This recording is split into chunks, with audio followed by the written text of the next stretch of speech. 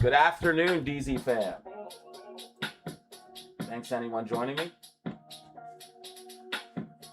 Stream schedule will be a little bit chaotic for the next couple of days. I'm just gonna stream when I want, guys. I need to chill a little bit.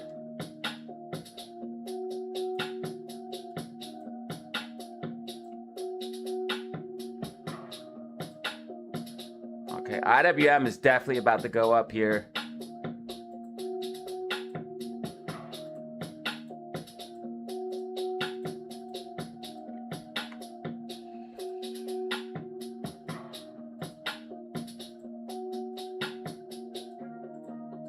$7.11, what up?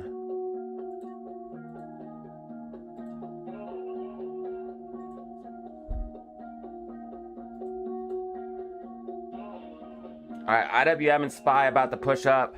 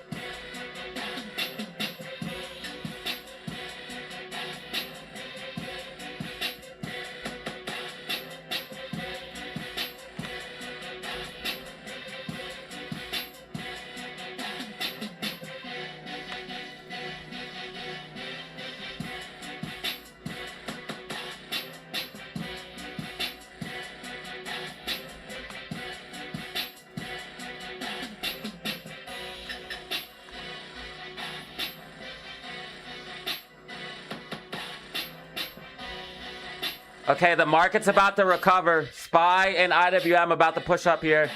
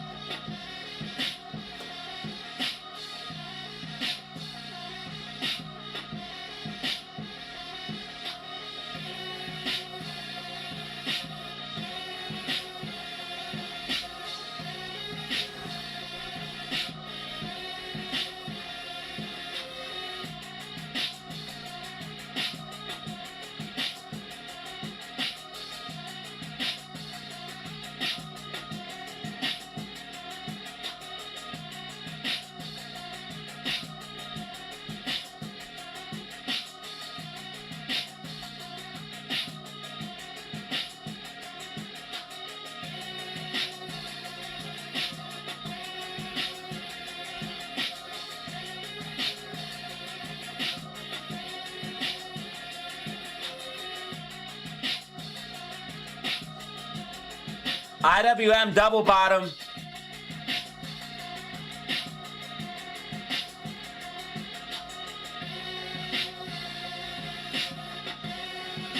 IWM looking really good for upside here.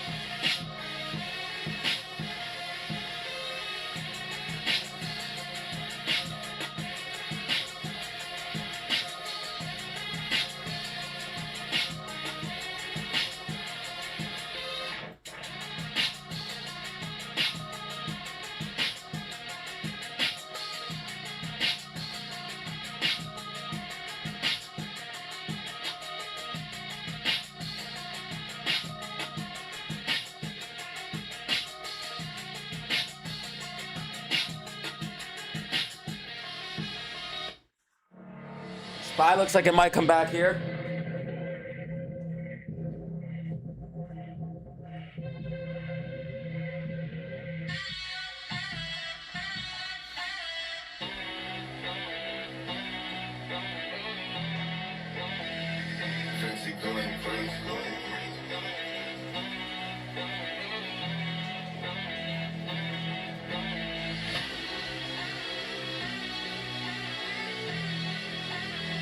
Shout out to the ones that hop onto my live right away. I appreciate you.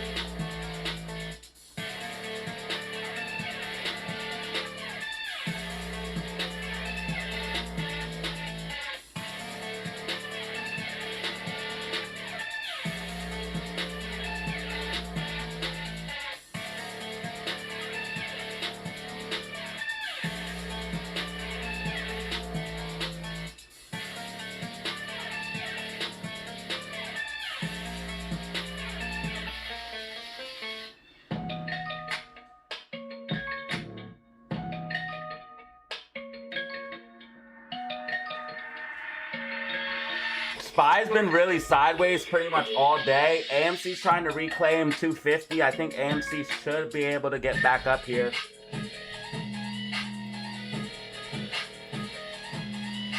If you haven't heard, Trump's talking about using nukes. If Trump uses the nukes, this is gonna send bond yields flying and send oil flying.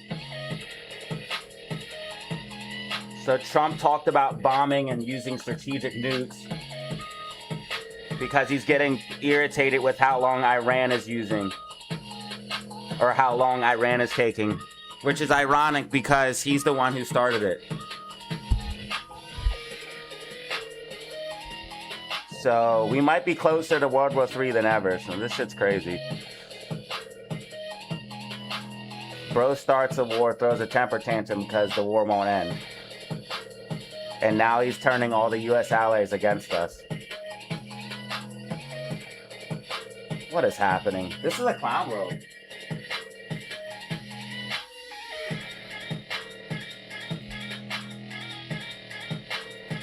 Straight up clown world.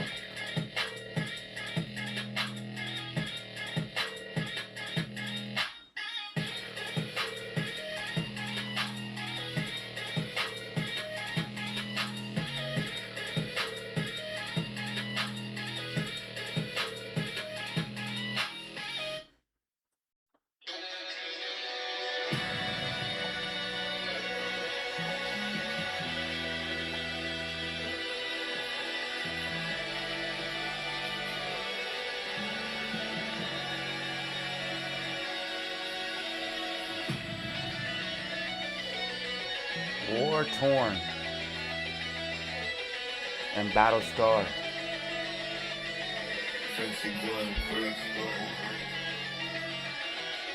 Diabolical for real, my dude. What is happening?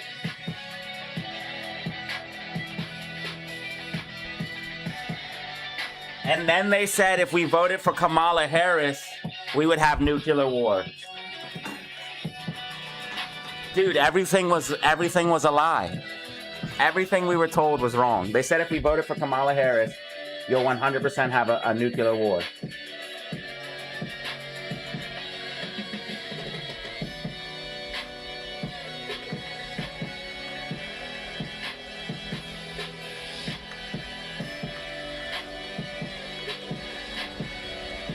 What is happening? This shit is crazy, y'all. We live in crazy, crazy, crazy times. SPY has been sideways all day, but it looks like it's going to try to push up here.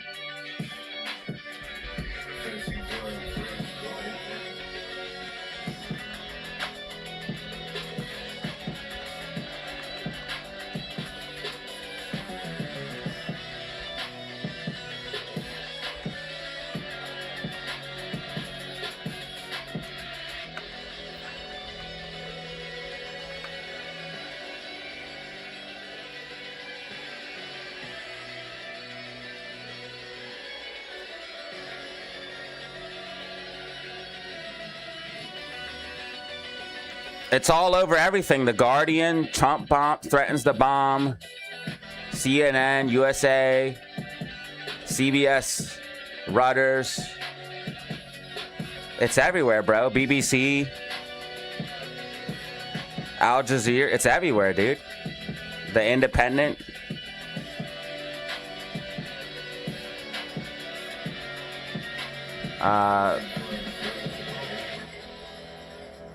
I'm pretty sure Meet Kevin just did a video on it.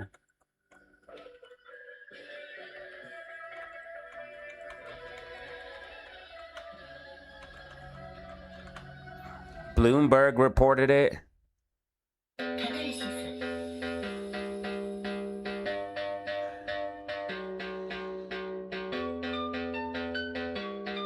It's everywhere, dude.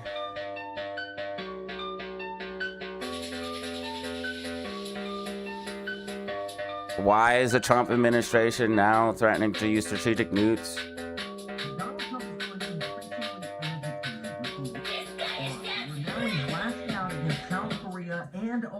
And that's another thing, he's lashing out against South Korea and Oman, which were apparently allies, but like this whole lone wolf thing, I guess we're going to go in alone and just fight the whole world by ourselves. It's madness, guys.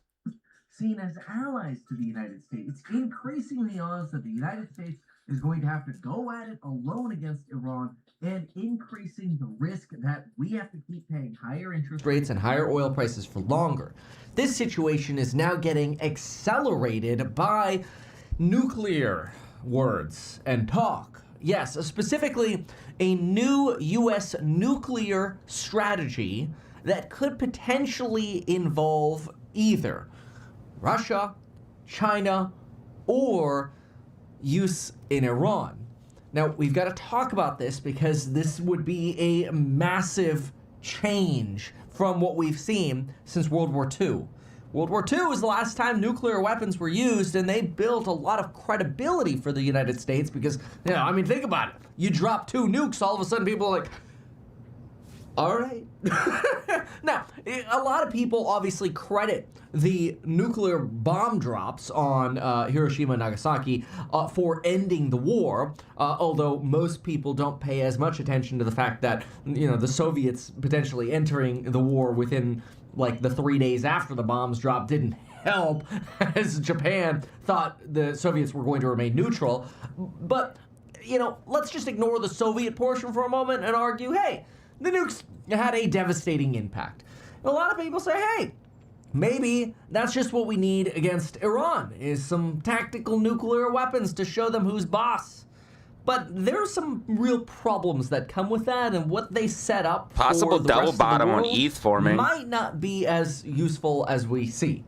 But let's focus on facts, and then we'll get into some opinion on this. So right now, under U.S. Defense Undersecretary Elbridge Colby, the United States is leading a review in building a new deterrence strategy against China and Russia with a focus on lower-yielding, short-range, tactical nuclear weapons. This is because the United States has apparently fallen into this, the U.S. will never use nukes anyway belief in the international community. In other words, China and Russia are like, the U.S. will never use the nukes. I don't know why that always turns German. The U.S. will never end up using nuclear weapons, and therefore, because the U.S. won't use them, we could build up our nuclear weapons, and if we feel like using them, we can. They're not saying about to use Russia and they're not saying about Russia using nukes. They're saying about we are going to use nukes. Honestly, with Trump, you never know what could happen. He could potentially use nukes.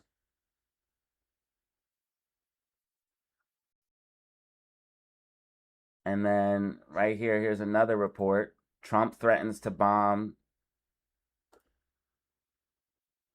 Breaking news, Trump urges to wave white flag as ceasefire expires. Right now at noon, we're following President Donald Trump's threat against a second country in addition to Iran. So now he's threatening other countries on top of Iran because people don't want to help get into an endless war with Iran. So Trump's threatening to attack U.S. allies because he's throwing a temper tantrum because he got himself into a predicament that he can't get himself out of. And now he's like, where are the allies at? But the allies don't want to go into Iran because they know it's an endless conflict that does nothing for them. In a Fox News interview, he says the U.S. will bomb Oman if it interferes with the U.S. efforts in the Strait of Hormuz. This is the second time Trump has threatened to strike the U.S. ally. Today marks the end of an agreed-to 60-day window for peace talks between the U.S. and Iran. Good afternoon, and thanks so much for joining us here on CBS News Detroit. I'm Lauren Winfrey. President Donald Trump says Iran should wave the white flag and surrender, while Iran says it's prepared to go on the offensive. This comes as the president reduces military exercises with South Korea. Nana St-Jo Bonsu has more details from the White House. The head of the U.S. Central Command flew out to the USS Abraham Lincoln to tell sailors and Marines aboard they would be going home after 9 months at sea. The The USS George H.W. Bush is taking over in the Middle East, and the aircraft carrier may soon have new targets. President Trump told Fox News he will order strikes on Oman if the U.S. ally, quote, gets in the way of U.S. efforts to reopen the Strait of Hormuz. Oman and that's funny. They just said about to reopen the Strait of Hormuz while you have people in the comments of my videos saying the strait is open and the U.S. controls it.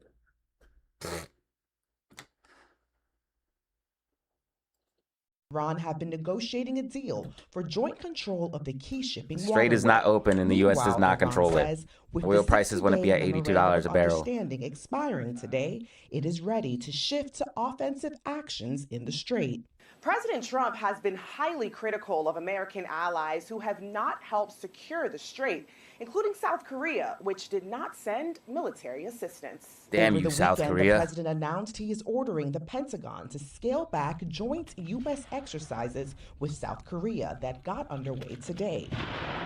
The president What is this cited orange his line getting in the relationship way? with Like, North there's Korean no orange dictator line here. Kim Jong-un as a reason. Donald Trump has wanted to meet with Kim Jong-un ever since he came back in this second term.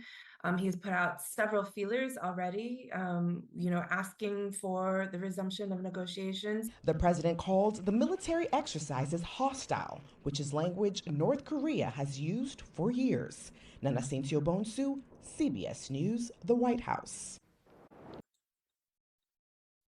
So yeah, now we are gonna start, I guess, fighting Korea and more countries in the Middle East.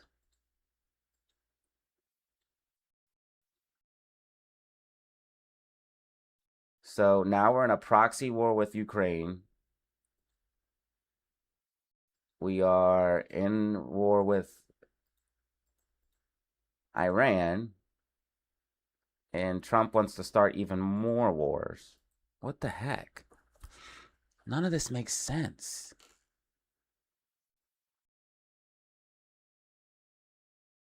Trump says Iran cannot have nuclear weapons as ceasefire deal expires. Trump threatens to bomb Oman if it gets in the way as U.S.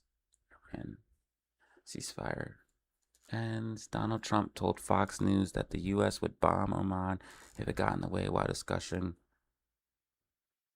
negotiations with Iran. A fragile ceasefire between Washington and Tehran is set to expire Monday. Talks have stalled. Shipping traffic through the strait appears to have grinded to a halt. Yet some people still believe that we control the strait. President Donald Trump said on Monday that the U.S. would bomb Oman, the Gulf nation, if it gets in the way. Oman's been locked in with talks with Tehran over the Strait of Hormuz to reopen it. Iran continues to deny any direct negotiations with Trump.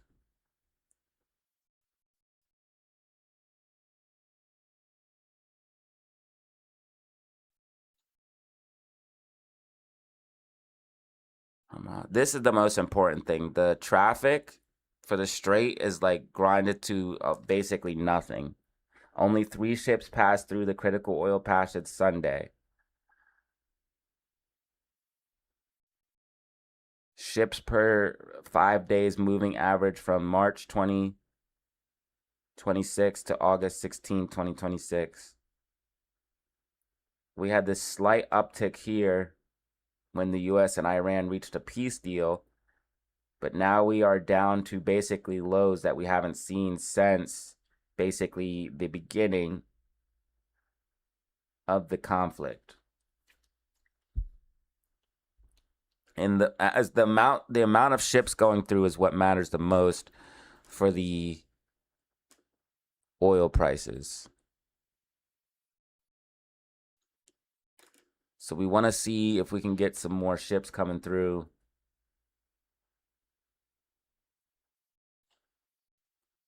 That way we can get those oil prices down. If oil could come down, we could definitely see the market just go crazy. Yo, thank you, Got, for the flow state, brother. Thank you, my friend. Not sure what the occasion is, but I truly appreciate it. as that will be our first gift of the day. Thank you, friend. You are a living legend.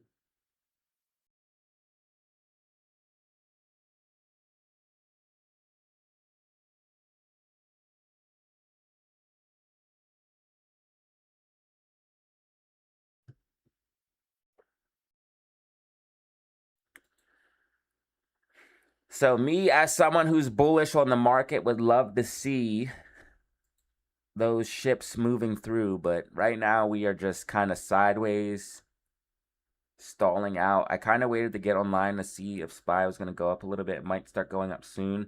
I did say Monday on the weekly outlook and prediction would be a little slow, but if we lose 775, we will dump. Right now we are slightly around that support and resistance of the 775, and I think we could stay above it, but we need to be careful of this critical level. It's very critical.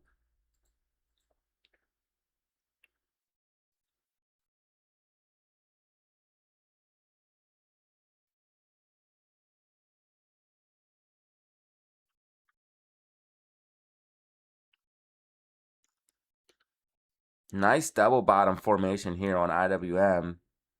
Let's see if we can't get a move up towards 304.38 to 304.50.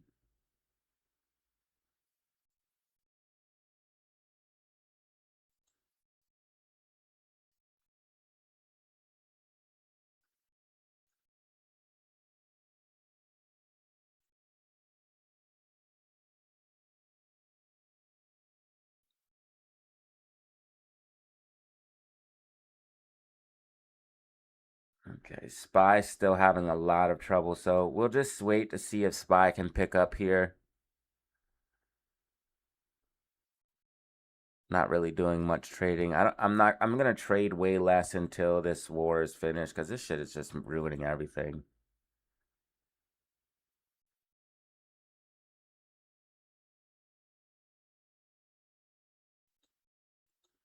Intel made a decent move this morning, coming from 101 all the way to 105.97, so that was a pretty big move.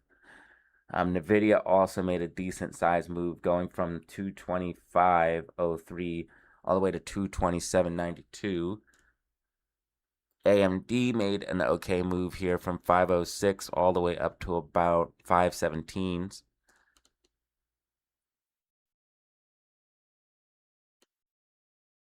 There was one other. Bitcoin and Ethereum also. Bitcoin and Ethereum have been acting really strange compared to the rest of the coins.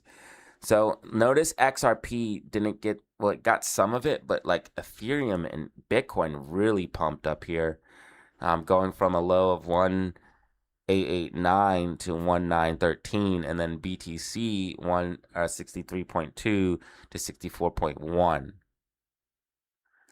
And if you zoom out even more, 62.6 all the way to 64.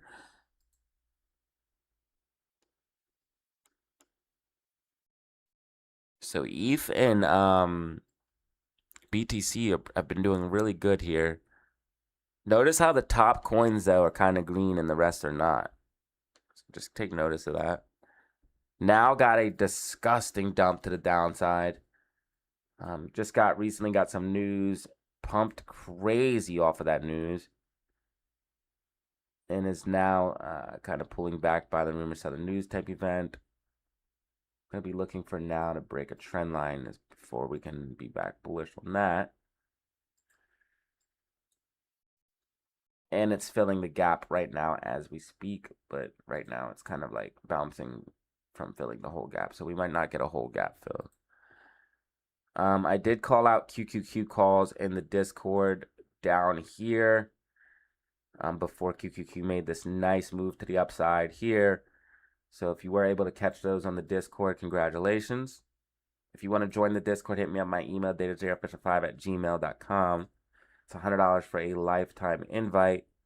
Once you send payment, I will give you access to the coveted Disc of Cord. Okay, QQQ looking a little bearish here. It was pretty strong this morning, but we're still not above our 20s, so we need to get back above our 20s here on some of the bigger time frames.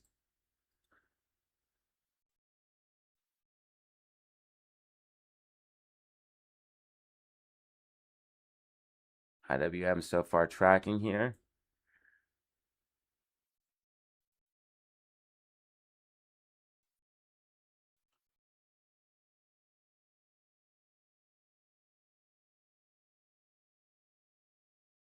Just trying to see if the market can get a move up, man. It's just been slowly grinding down. Slowly grinding down. Very slowly.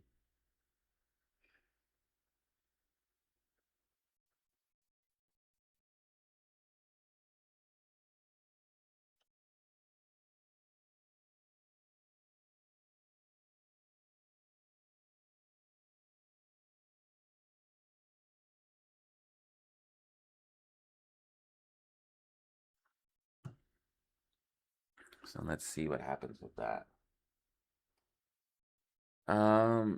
Let's see what else we can put up on here with the news.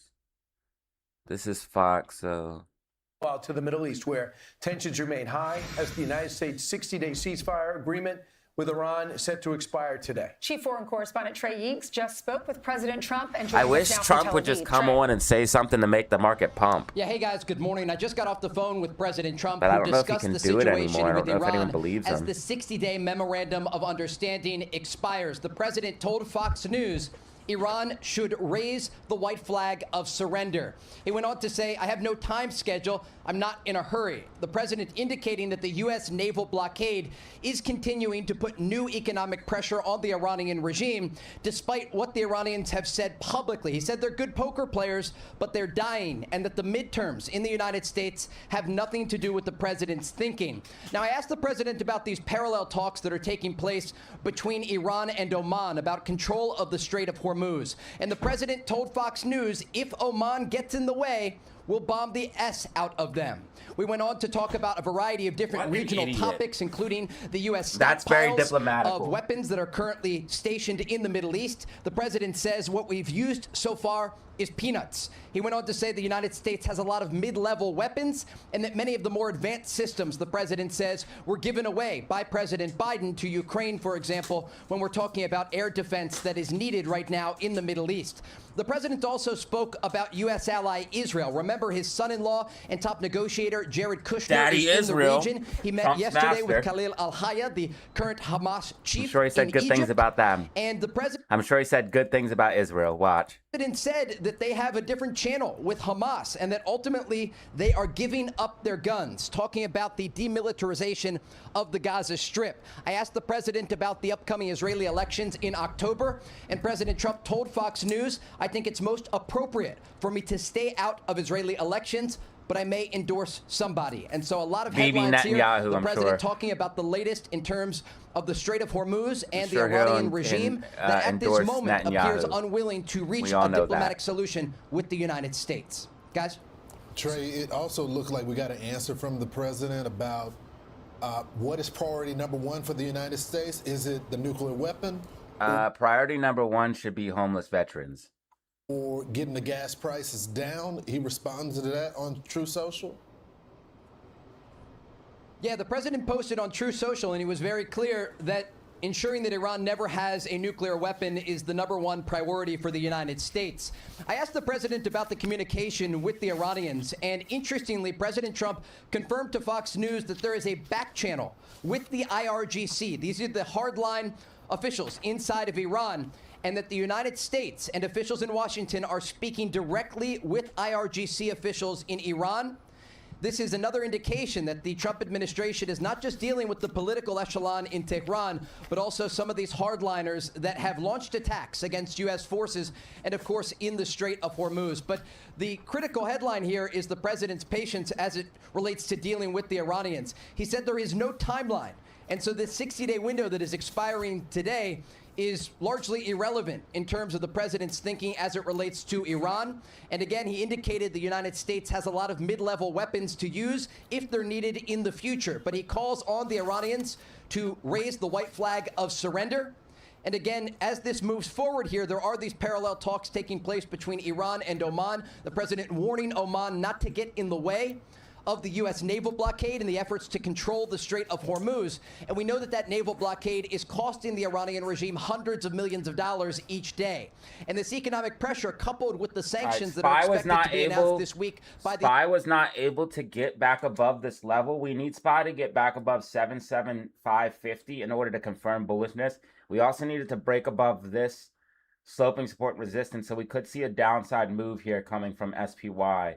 But every time it's come down, it's kind of bounced, so you want to be a little bit weary, and it's just been really sideways. So right now, I don't really see any good setups. Me personally, I'm only going to trade A+ setups from now on until this whole debacle with the fucking Iran is over, because it's just ruining everything. It's ruining everything. Careful as well, the VIX is climbing, and that's extremely bearish. Also, oil is slightly going up, so we're seeing more and more bearish pressure here on the market as time goes on. So you want to just be careful in that.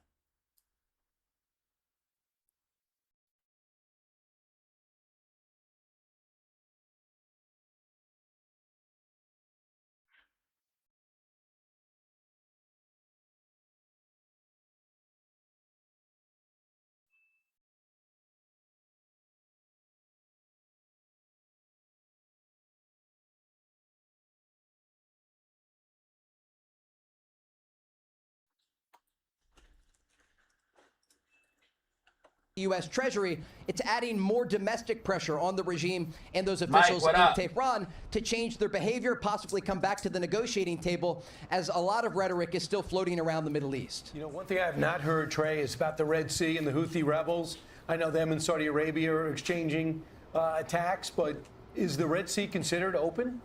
No. Come on, stop. At this moment, there is still quite a bit of traffic passing through the Red Sea, but last week, the Iran-backed Houthis in Yemen did launch a number of attacks on vessels there. They've also been targeting. So even if you just go into the Red Sea, you could get attacked. The Mocha port. This is a government-owned port from the Yemeni government, and they hit it with so many missiles and drones over the weekend that the port authority stopped all commercial activity at that location. Wow.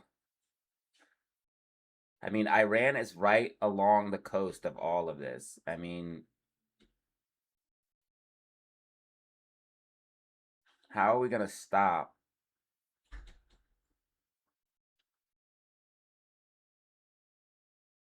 There's no way to get through there without getting... Remember, President Trump warned the Houthis against getting directly involved in the fight. And the president also spoke about the Iranian proxies across the region. He spoke about Hezbollah in southern Lebanon and also about Hamas inside Gaza.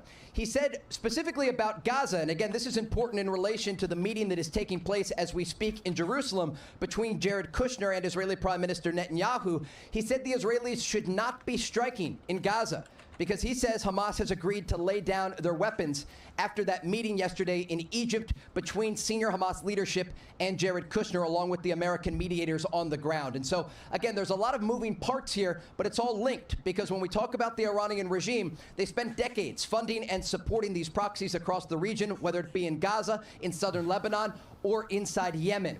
And the president did have something very positive to say about Israel in terms of their fighting capability. Of course he had positive things to say about Israel. Israel is, or Trump is Israel's bitch. Of course, of course. They fight very well alongside our forces, again, describing them as the little brother to the United States. Of course, Trump praised that if any Israel. combat operations do resume in the Middle East, they would be led by the United States of America and, of course, supported in part by Israel and the Air Force here. Of course, it would be joint operations so between much. America and Israel. President said Because Israel's the reason why we're in Iran. on Friday, they're not paying their soldiers, they're not paying their police, and they have 350% inflation. It's costing Okay, they have all of these things, then why are they not giving up? them a lot every day. And they're still not giving up. Fox News is also pro-right wing, so that's why they're more generous towards Trump. CNN is more left wing, that's why they're more anti-Trump.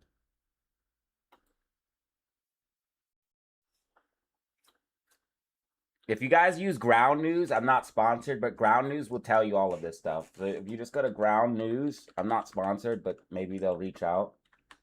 I would definitely do a sponsorship with Ground News. But Ground News will tell you everything going on, and it will tell you, like, so for example, it will show you, like, right here, you guys can see, okay, it's 54% left leaning, and then right here, for example, it's 91% right leaning, and it shows you the bias in every single different type of news article. And then it also shows you news articles from both sides, and then it also shows you so you can compare them. And then once you actually see the hypocrisy, you'll know that you can never trust Fox or CNN or anything. You can't trust any of them. Here's God's eye view to explain how Iran. So a few weeks ago, I built a God's eye view of the Iran strikes. So this is God's eye view. This guy is a ex-Google PM. Dude, this guy is extremely intelligent and uses a lot of open source tools to gain information that should like only be available to like military or like government. But it's publicly accessed information that he uses like APIs and stuff to gather. Dude, just look what this guy made, dude. Full 4D reconstruction of Operation Epic Fury using satellite, aerial, vessel tracking, and social media data, all visualized on a 3D globe. So he has social media, GPS, like everything, and it's all on a visual globe. And dude, wait till you see what this guy can do with this program, dude. If I had this program, I would be able to do so much more, bro, because it tells you so many different things, dude. This could help you trade. This could help you trade big time. It shows you aircraft. It shows you ships. You can click on these ships and see the information on them. You can see what they're shipping. You can click on these aircrafts and get the flight numbers. You can click on individual areas and it will pull up all of the different like news articles that go along with that area that are relative to what your search is. Say you're searching for like airstrikes. So you could click on this area and it will pull up all the different airstrikes in that area. It's insane. I don't know how this guy made this. Satellite, aerial, vessel tracking, and social media data, all visualized on a 3D globe. And you all went crazy. Since then, the crisis has moved to the water, and the world's eyes are on this 21-mile wide choke point. This is the Strait of Hormuz. Normally, hundreds of ships pass through here every day, carrying a fifth of the world's oil supply. And right now, almost nothing is getting through. Iran has effectively shut down the most important waterway on Earth. To give you a real operational picture of what's going on, I've updated God's Eye View to collect a whole lot more data and added ship tracking, dark vessel detection, pipeline routes, and of course the ongoing bombing campaigns. So dark vessels are vessels that turn off their transponders because they don't want to be seen at that time. QQQ looks like it's going to try to reverse here. So we could see a little bit of a reversal here from QQQ. Just keep that in mind. Just want to point that out there. Again, I'm not saying go long or anything like that. I'm just letting you guys know we could see a little bit of a reversal here from QQQ. And then this one's been the strongest throughout the day other than IWM. I actually did go long IWM because it is a prime setup right now. We are in the green on that call option IWM. I just go long IWM right around here. And we are green on that call right now, and we are looking for IWM to approach 304.50. 304.50 is what we're looking for here on IWM. IWM looks pretty bullish here. Just a little bit worried about SPY. That's the one thing that I'm really worried about here is SPY. SPY's been pretty weak overall compared to IWM and QQQ. You guys can see QQQ is actually green here. IWM is down more than SPY right now, but look at the behavior of IWM over SPY over the past couple of days. You guys can see that SPY's actually been an overall downtrend, trending down from this high of 779.37, while IWM has actually made a new high. So just want to show you guys the differences here, the nuances here. IWM, okay, we're up a little bit on this call. Okay. Not bad at all. SPY getting slaughtered though. Just what is going on with SPY? Just doing horrible with the VIX climbing and then oil being considerably higher day after day. Just absolutely destroying any hope for SPY. We really need to see this oil come down. I'm telling you guys right now, if we were not in Iran, SPY would be at least 800, bro. I'm telling you. I think SPY would be past 800 if somehow we were to come out today and they said Iran, we're leaving Iran. If Trump was like, we're leaving Iran, we're just pulling out, I'm done with this. I should have never been there in the first place. I think SPY would instantly. So we're at 775. We'd probably go 780, 790 within the day, and then be over 800 within the week of that being said. That would be like a dream come true if we could just get that. Now, look how strong IWM is compared to QQQ. And this is what I was talking about. And SPY. Check this out, guys. We're seeing a lot more strength in IWM. It takes about 30 to 45 days to travel from the Strait to the U.S. This video is 4 months old. A lot has changed since then. There's more things about this video that are more relevant now. Yes, there has been a lot of things that changed, but the shipping traffic, as I just showed you, has grounded to a complete halt. There's the shipping traffic is much. So even if you look back 4 months ago, right here is March and May. You guys can see there was more shipping traffic then than there was here. So yes. This video is 4 months old and there has been changes, but this video is very, very relevant on the things that you can see and visualizing the shipping traffic. This situation is probably more dire. I'm going to show you guys here. You see the overall drop in inbound. And this also shows you oil prices as well. This guy could probably hook this with the S&P 500 API data. And dude, this guy could make a fucking trading information gathering tool like no other, dude. I would hire this guy, bro. Probably too expensive. You can see most of these ships are just waiting for their moment to get. So a lot of the ships are just sitting here and nothing's traveling through here. And this is to really help you visualize what's going on at the Strait, guys. A lot of you guys haven't seen this. This is real ship tracking data. Every arrow is a vessel. Some of these ships are longer than the Empire State Building is tall, and they're all squeezing through this one tiny choke point, the Strait of Hormuz. So I've recorded all the vessel tracking data from February 25th to present day. So before the strait was closed down, this is what traffic looked like. All these ships would go through this narrow... This is what traffic looked like before the strait was closed, and wait till you guys see the dramatic difference. Passageway. And let me tell you, the traffic was robust. As you can see over here, we've got hundreds of crossing events every single day. And then Operation Epic Fury goes down. And suddenly we're down to just a handful. And in some days, none at all. And after everything shut down, you can see a bunch of ships parked in the ocean over here. Literally like parking structures in the middle of the ocean, waiting for their moment to get out of Dodge. Now we're playing back this scene at 6 hours per second. As you can see, most of these ships are just waiting for their moment to get through this choke point. Let me show you what else we can do over here. I've got a bunch of different layers, but on the left here, you see the overall drop in inbound and outbound shipments as it's taking place. So blue is inbound and yellow is outbound. Check out that drop over there, synchronized to what you're seeing on the right-hand side. That is a precipitous drop, literally down 92.2%, with a pre-day average, based on my data, about 130, down to a post-day average about 10. That is going to have an impact on oil prices. Down over here, you can see global oil futures.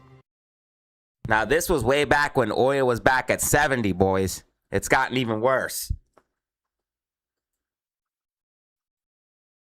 So we've got global Brent over here. Watch what happens with this synced timeline view. Prices go up from 70 bucks a barrel very quickly to almost 100, and then well past 100. And right next to it and here, then you guys remember when oil spiked to 100. That was crazy. You can see U.S. West Texas Intermediate. This is basically a proxy for oil prices in the U.S. And even the U.S., despite mobilizing strategic oil reserves, which obviously has prevented this number from going up drastically, is like still going up. But now you may be wondering, while this number did go down drastically, there are ships getting through. As you can see, before the closure of the Strait of Hormuz, all the ships were going through this path over here. Like, this is actually a really narrow waterway, right? And this is going to show you guys the Iran toll booth. So this is where Iran's letting ships go through that pay. And the deepest... And I watch this type of stuff all day. This is why I understand a lot of what's going on. And this is why I'm non-biased. Like, I don't have a bias towards any side. I'm just finding the facts and then figuring out what's the truth. Part of the strait is here in the middle. So a bunch of these like big ass vessels, I'm talking like the size of the Empire State again, that's how they used to make the transit. But if you jump ahead to today, the ships that are actually going through are going far closer to Iran up top over here. So if I isolate this particular ship, this is a Liberia-flagged bulk carrier, Panama-flagged bulk carrier, Bolivia. A bunch of these countries are extremely dependent on the oil that comes through this region. So what's being reported now is that effectively Iran has set up a new toll booth. Basically, they're like, hey, make a deal with us. We'll let you through, and then you'll get like IRGC escort. So here are a bunch of ships that we should take a look at. If I click on them over here, I can see this is Pine Gas, India-flagged LPG tanker. And look, this is an important point because like essentially crude oil is important for obvious reasons, energy, but a bunch of these byproducts like petrochemicals effectively are responsible for, fertilizer production, which can have a huge impact on the food supply of a country. So effectively you've got Iran opening up this toll booth and they're charging for it too. Like, I don't know if India is paying this rate, but some of the numbers that are being reported in the press are like $1 to $2 per barrel. And effectively these big ass tankers have like 2 to 3 million barrels on their ship, right? So we're talking 2 to 3 mil USD is the toll charge that countries are paying Iran because they're just so dependent on petrochemicals. I mean, gosh, if we put on a bit of a visualization of the amount of money that Iran must be making on top as some of these ships get let through, I mean, they're formalizing this process. And of course, this is also where the US is really, really annoyed because they're like, dude, this is totally against like international law. Like, you can't block passage through open waterways. And that's exactly what's happening right now. But there's also a global conflict, so you can probably imagine the arguments on both sides. And honestly, this is where countries like India are kind of screwed if they don't cut a deal with Iran. Like, they import like 60+%, like a majority of their oil is imported. A bunch of countries in East Asia as well, like I'm talking like South Korea, Japan, the list goes on. So these are also all extremely countries dependent on like Iranian burning into oil their reserves right that are now. getting So yeah, crushed basically right now. moved everything from all those countries are getting crushed right now because they depend on Iranian oil. And Japan's one of our main allies. We're hurting our allies. This is why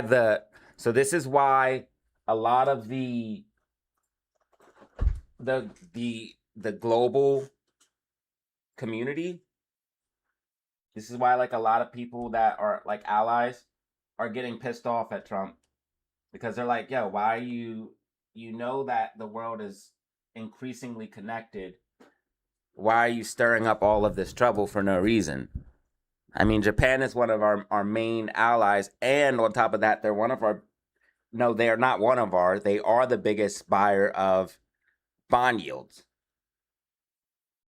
Notice who's next on that list, South Korea, who Trump just said about potentially bombing if they don't play ball with us. Dependent, and they're like burning into their reserves right now. So yeah, basically moved everything from like this beautiful passageway that we had over here to now going through their very narrow toll booth that they've set up top. So here's another cluster of crossings that happened on the 15th. Let's take a look at which one these are. So I just showed you guys this to kind of show you so you guys can visually see what's going on. If you guys want to check out this guy's channel, man, it's right here. Absolutely valuable channel. He drops videos. Not all the time because his videos are very, very in-depth, and they talk about a lot of tech stuff. But yeah, man, definitely check this guy out. He also made these, which can see through walls. They can see through cameras just using AI. And he's experimenting through like X-ray. And this shows you the technology that we have, okay? How they can use the way that the Wi-Fi waves go out and bounce off of things. They can use those to now create pictures of what's behind the walls, so they can see through walls.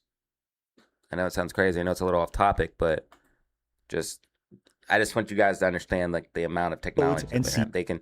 They have stuff that can see Wave through 5G across walls, 21 right? states. And that's why they're putting up all these towers everywhere. As far as like you just said, the 5G towers. That's why they're putting them everywhere, because they're going to be able to not only track everything with pinpoint accuracy, because there's going to be a tower right next to everybody. So if you're on a Wi-Fi or on a cell tower, they'll be able to say, okay, you were at least in this general area because your cell phone pinged to this tower. But now on top of that, they're going to be able to have the Wi-Fi everywhere. So they're going to be able to say, okay, he pinged at this tower, and then we have GPS data here. They're going to get your precise location every second of the day. I know it sounds crazy, but I'm kind of going off on a tangent. But this is kind of what the data centers are for as well.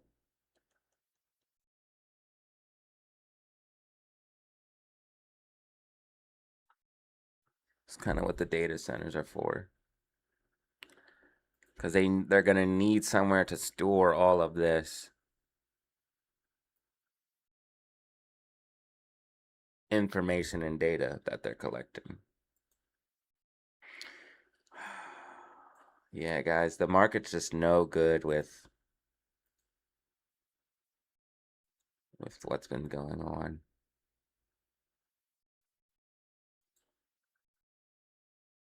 Everything is just bearish.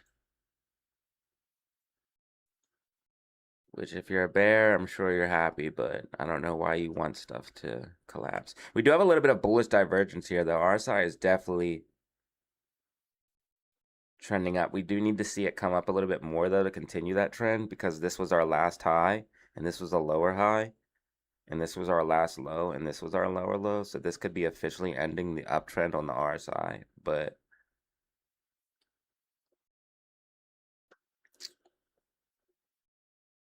we will see. We will see. Pre-market, we ran. So guess we will see here shortly.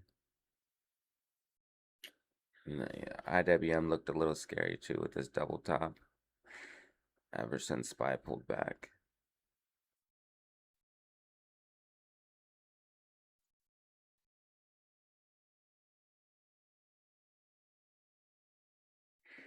Simply unfortunate. Yeah, nothing's able to get any legs with this current these current market conditions. Okay, IWM is gonna pull back. We got to pop to the upside up to the 304.27. That's probably gonna be it. We just got red MACD and the bands are getting tight. So if we break below this 20, that's pretty much gonna confirm. Really need QQQ, and QQQ just filled the gap from this morning. Really need QQQ in the spot of bounce here. In order to see something substantial, we can see is QQQ in the spot of bounce. Which I don't know is going to be able to happen. Oil is just way too high. It's actually at 83 now. Yeah, so basically from what I'm seeing, there was hope that this was going to go away. But it's not. Like I said, and I hate being right all the time, dude. I hate it. Like I said, once you go into the Middle East, you can't get out.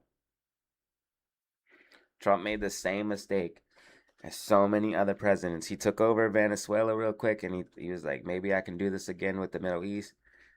Listen, Iran, Afghanistan, all of these places in the Middle East, they've been fighting for years. There's also civil wars in those countries. They are used to this. This is what they do. Okay? You cannot brute force them. So now we are stuck in an endless war. Bro, the market's going to tank now. Yay.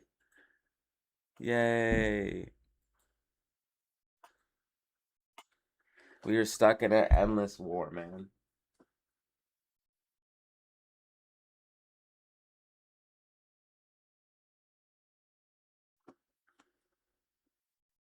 And this is actually weird because it looks like we were about to flip bullish.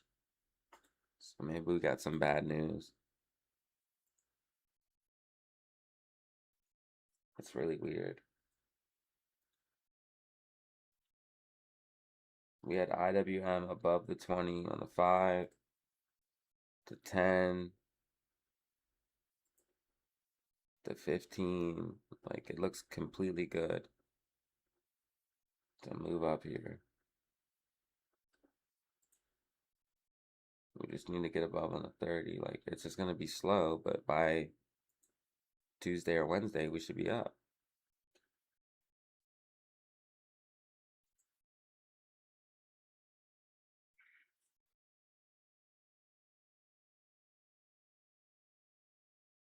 $774 is going to be support.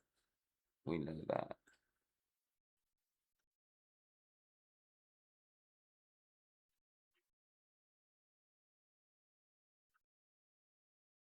Tesla was on, or Nvidia was on fire this morning.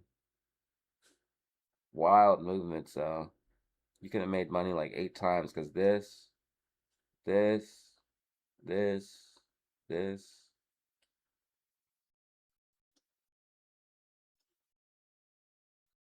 Oh, shoot. Apple. Apple got the nice little recovery play. Apple got the nice little recovery play right now. It wasn't a little bit of a bear flag. This drop down. This is the bearish consolidation.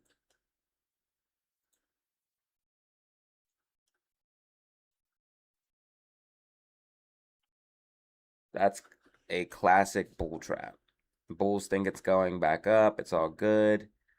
Psych, bear flag. Classic bull trap. But it allows you to get out. If you know the bear flag is there, you can play it, and you can play the uptrend.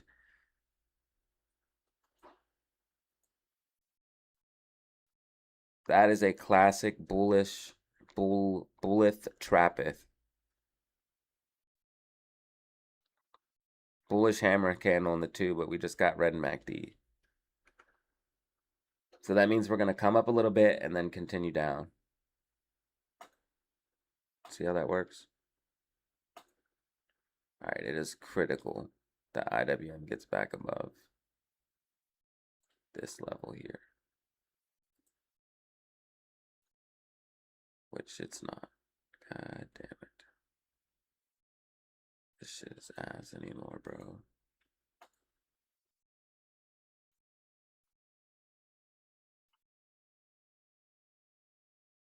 This is not the same.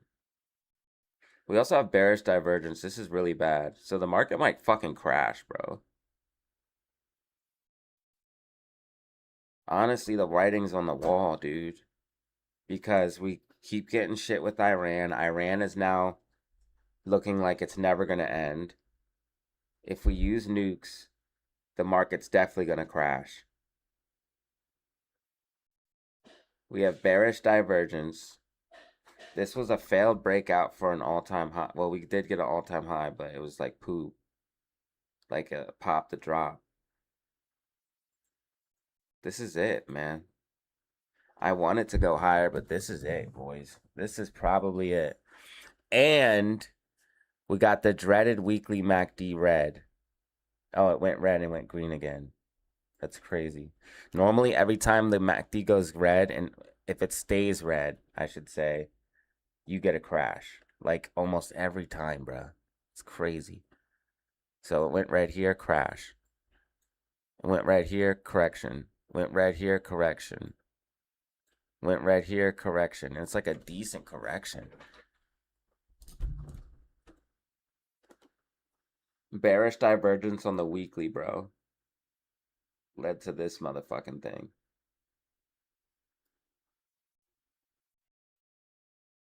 I mean, we now have bearish divergence on the 4-hour time frame, boys. I don't know, man.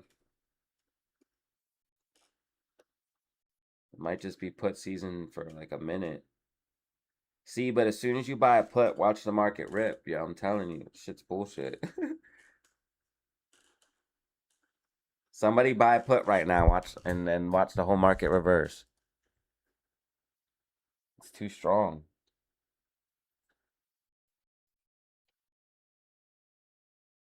It's too fucking strong, bro.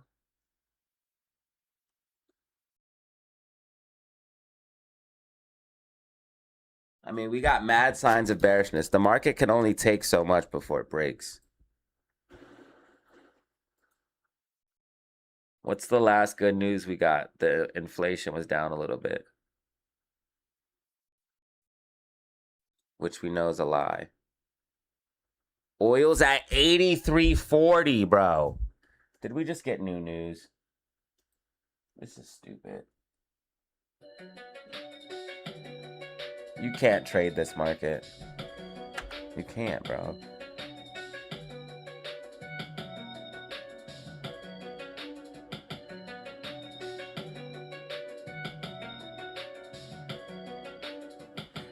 Trump weighing nuclear attacks on Iran as peace deal expires.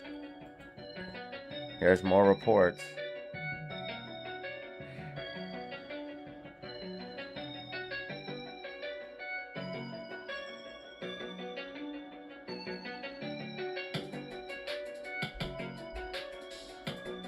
And it said something about Netanyahu.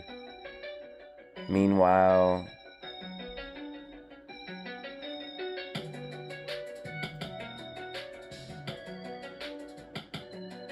Netanyahu talks to Israel about the talk about Trump.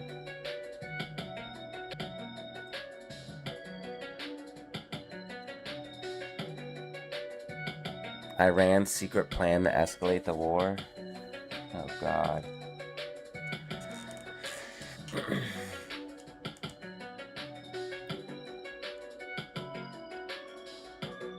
I think what they want to do is they want to see, look, you can already see, instead of, they took past the 2 months to prepare. I'm telling you, Iran purposely wants to drag the war out. That's what, Iran wants to purposely make this last forever. This is it. This is it. So we just lost 775.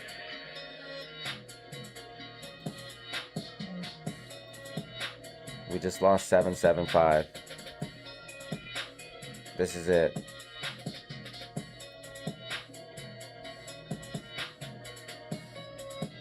All right, so I guess we gotta get ready, boys. Trump is officially about to crash the market between the tariffs, Iran, rising energy costs. No president wants it to happen under them, but Trump's about to get his market crash.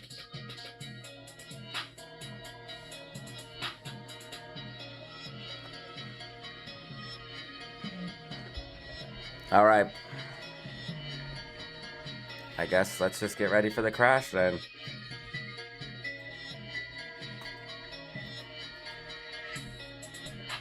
Because it looks pretty bad. We have a lot of things going on. If a nuke does somehow get dropped, I honestly, in my personal opinion, I don't think they're going to use a nuke. But Trump is wild enough to do it, so he might. He might, dude. If a nuke happens, I mean, forget the markets. The market crash will be the least of our worries. We now live in a world where nukes were deployed. The last time a nuke was used was in World War II. I don't know about you, but I wasn't alive in World War II. I don't want to live in a world where nukes are used. That's crazy. I can't believe this.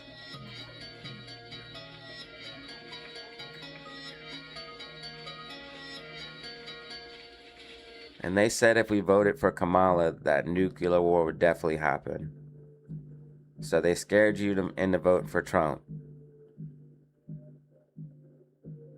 Yeah, Trump might use the nukes. What the fuck is going on?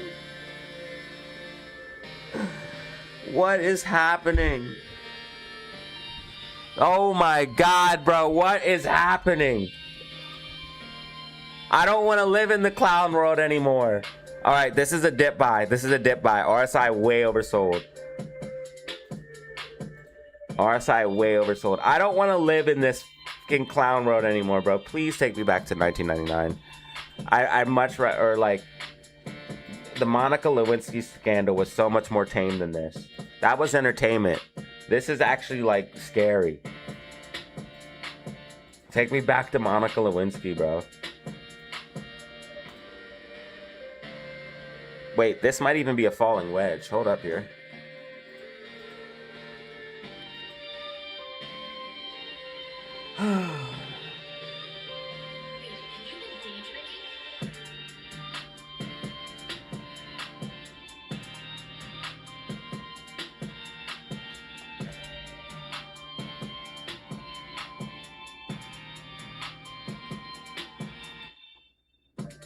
Nobody's gonna want to buy either because war. So nobody's gonna want to buy. There's gonna be no buyers when the crash happens.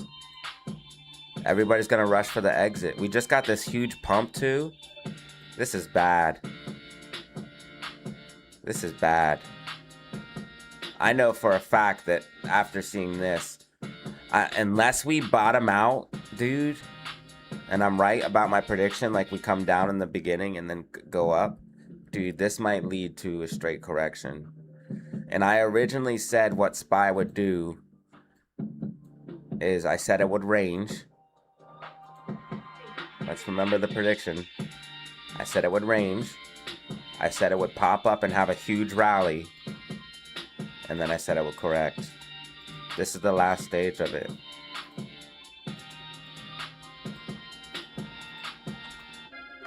Like, this is literally the official prediction playing out.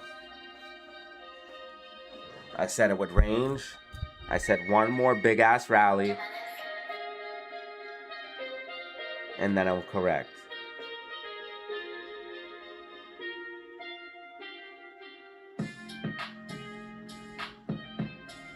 So I'm gonna start watching for a crash. And if it does crash, I guess we can make a lot of money. As long as we make sure we just do like quick in and out, like just don't overstay our welcome. But if a downtrend comes like this and you start having multiple red weeks in a row, you have to fucking buy puts. You have to either buy puts or do nothing. That's all you can do. But if we start getting red week after red week after red week after red week, and by the third, if we're in the third week and you haven't started making money off puts yet, that's not. Like, I'm down to short the market, but only if I see consecutive. I need to see lower highs, lower lows, lost levels. I need to see multiple signals, bro. This ain't enough.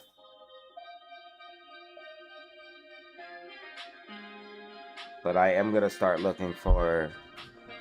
This is ugly. This is almost a double top. It's not a double top yet, but it's almost a double top.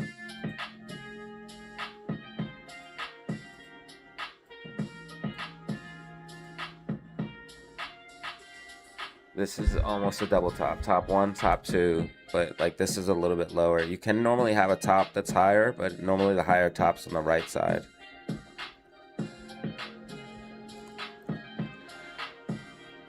This isn't enough to make me think it's going to crash right now, but I'm probably still going to be right about a bottoming and then a push up. But I think we need to just keep in the back of our minds that we could see a correction here coming soon, macro wise. So what would that look like? Where are we at now? We're in August. Normally we get Christmas rallies. You guys think we're gonna get a Christmas rally this year? I would really need it.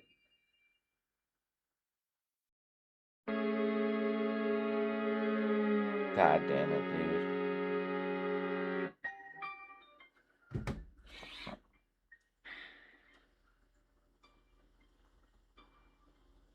God damn it, man.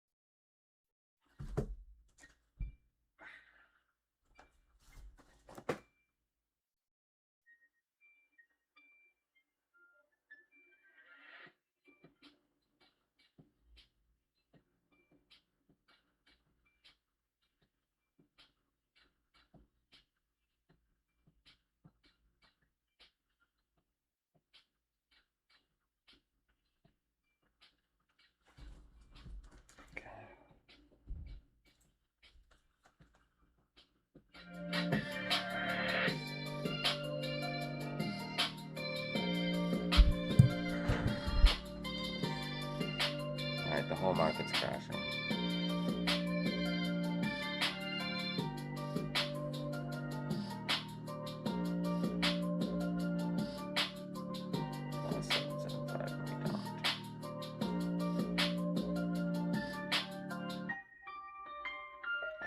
Just double top, and it's making a bigger double top. This is crazy. Listen, are you crazy?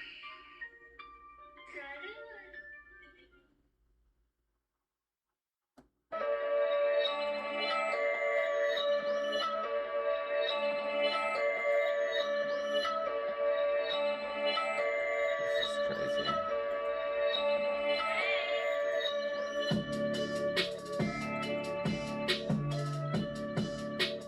This is fucking crazy.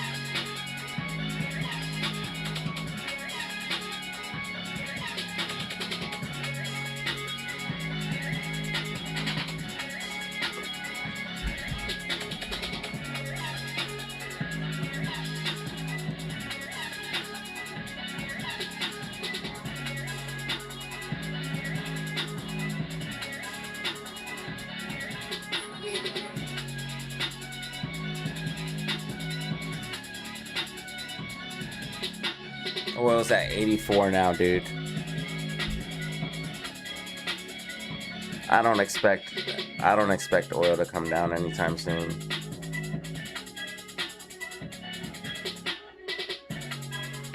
I thought maybe it would come down, but at this point, with what I'm seeing, dude, well, it's not coming down ever, dude. This war is not ever gonna end. It's just gonna get worse.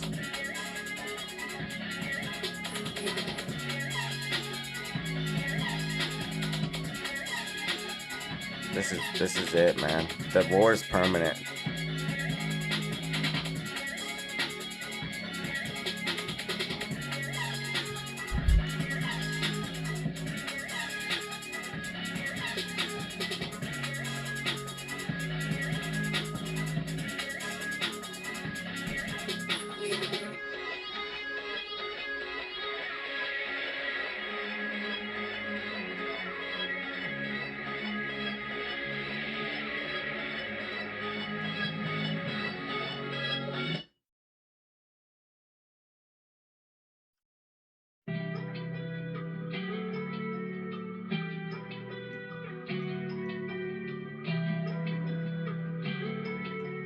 JK, really? Eskimos.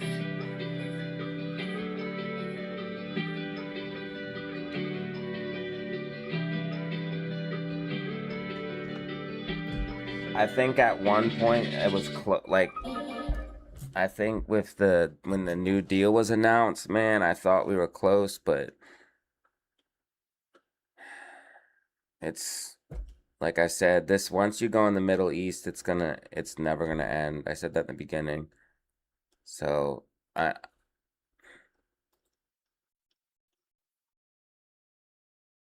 oil's now at 84.28.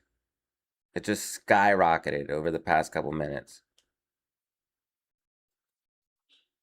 It just shot the fuck up stupid. Some news had to have happened. It just shot up stupid and went from 82.62 to 84.28. It shot up $2 basically.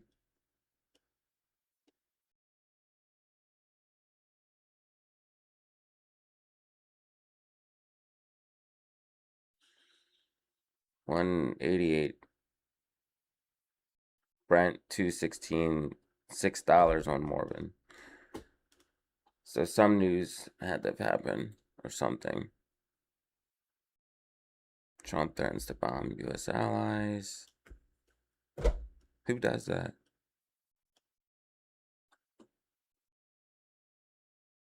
Trump lashes out.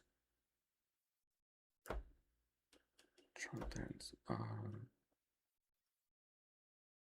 Breaking Iran plans major escalation. This came out 38 minutes ago. On 2 hours ago, according to Reuters, says they're going to go on offense. I don't know what that means, but this is what the Wall Street Journal reports. Iran's secret plan to escalate the war. Intercepted communications and other intel suggests a strategic shift by hardline leaders to raise the cost for the U.S. and its regional allies. Would you put two together on that conflict right? They plan to bankrupt us. This is exactly what they want. They want the war to last forever and bankrupt us and make it expensive for us. And Trump walked right into it. My assessment would be that they're saying that in word, not deed. In word, they're saying they're going to put bounties on U.S. service members of $30,000 a service member. That's word. In Whoa! deed, I would assess that they are maxed out. They're in high That's gear as far wild. as the offense that they could deliver, right? Let's not forget, we destroyed their Navy, their Air Force, their weapons manufacturing in large part, their command and control, their communication. People keep saying that, but why are they not giving up then? Why are we not taking over? Why is it still a problem? If they don't have a navy, an army, a blah, blah, blah, blah, blah, blah, blah, blah, blah. They said 30 ahead, bro? That's wild.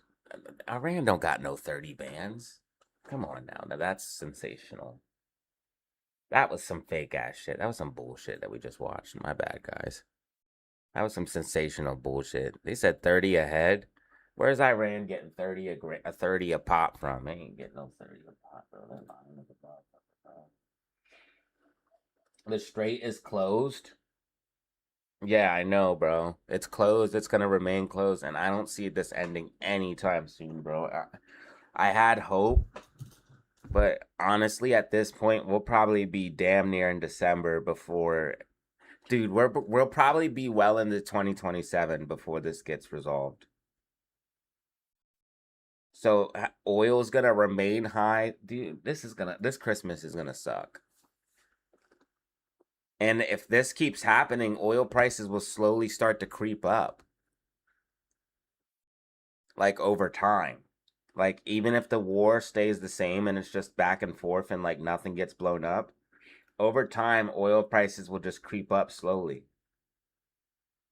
It's all bad, dude. It's all bad. It looked like the market was about to reverse, and then I guess some news came out or something, and we just dumped. So this market's so hard to trade because you'll have everything going good, and then there's just random shit come out of left field.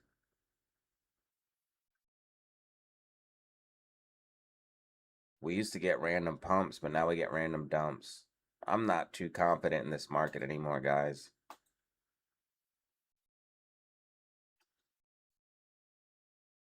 At this point, I don't, as far as like trades, I'll make predictions and I'll make and I'll help the best I can. But as far as trading, me personally, bro, I'm chilling, bro, because you can't really do nothing with this. Other than like quick in and outs, like real quick, like maybe if you like see this dip and then buy real quick, or like see the loss of 775, get in a put real quick, cash out. Other than that, like me personally, I'm not doing nothing with this shit, guys. I'll make predictions and everything, but I'm not trading this no more, man. This is crazy. This is just ridiculous.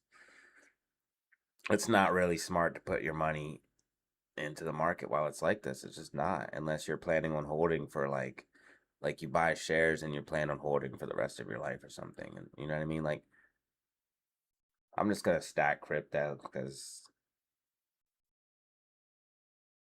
this is just not good.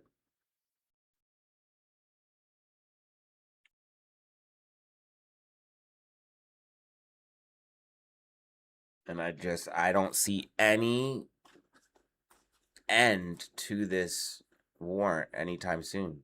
Oil is now up $2, bro. It's spiking, skyrocketing right now.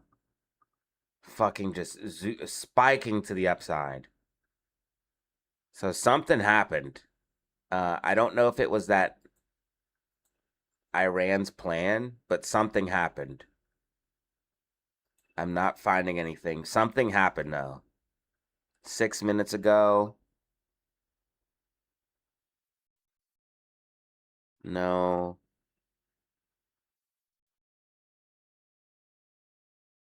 Let me know if you guys are seeing why oil would have just spiked. It spiked $2 in about 10, 20 minutes. 30 minutes tops. Over the last couple of minutes, it just spiked dramatically here. Across the board. You guys can see this big pop to the upside.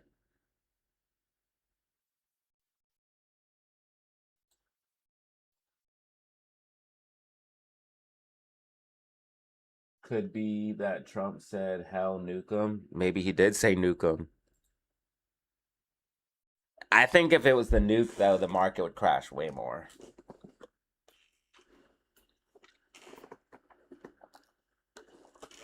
Exclusive. But he is talking about nukes. And if we do see nukes deployed, you're going to see oil go crazy.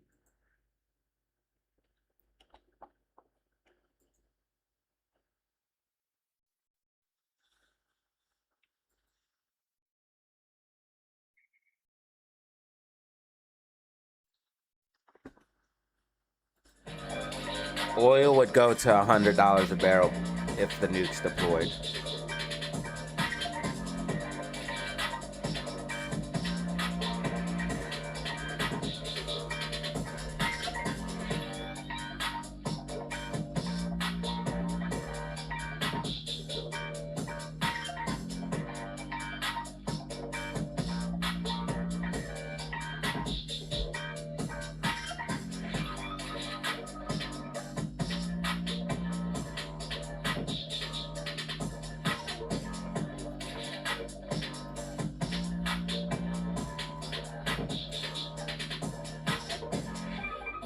Man, it's all bad. This looks all bad. I can't believe this shit.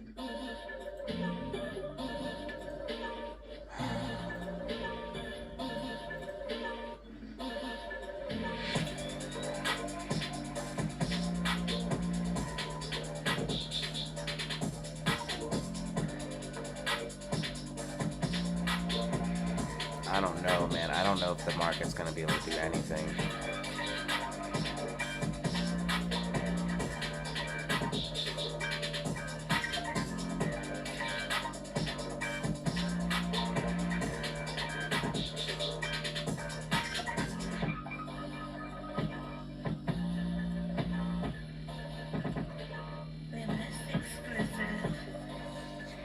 Nah, if it was the nukes, oil would go straight to like 90 or 100.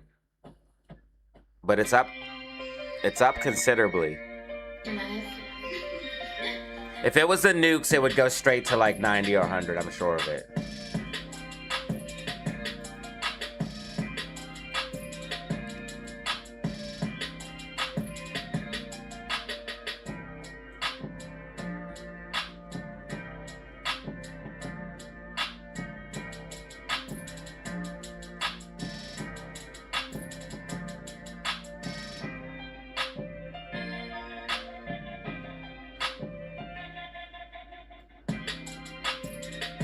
Yeah, only quick in and outs if you guys trade this shit. If we break this trend line, you could see a little bit of recovery, but I wouldn't expect too much because oil is fucking just jumped up. Now, there is like one scenario where this could play out a little bit bullish, but oil would have to remain high and like steady.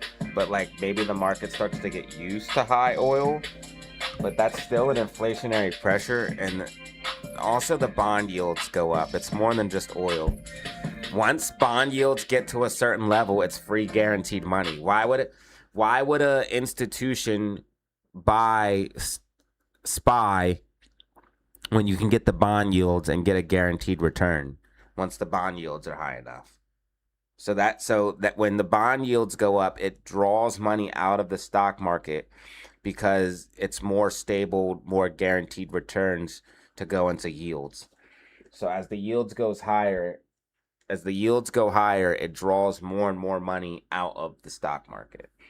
And as the yields go lower, more money comes out of bonds and moves into the stock market. And we're talking big money, guys. We're talking big dollars. Big players deal with bonds. Like talking sovereign wealth funds and the freaking Arab Emirates.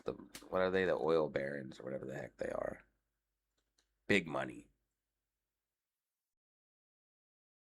Big money. Those are the ones with the oil contracts or the bonds.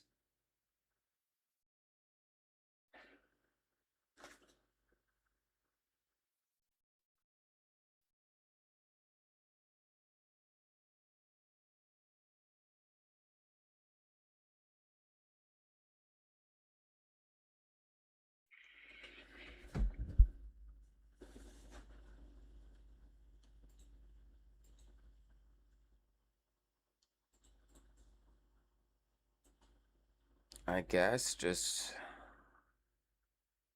if we see like rising wedges, bear flags, stuff like that, play those. If oil's high, play puts, and then I guess we can look at QQQ or SQQQ and SPXU. This is going to be easier to read.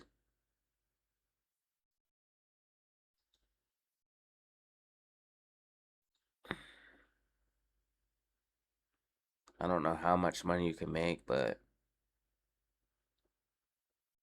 if the market crashes, you can make a good bit. The options are a bit cheaper for these assets. I think they get just like $30 or something like that.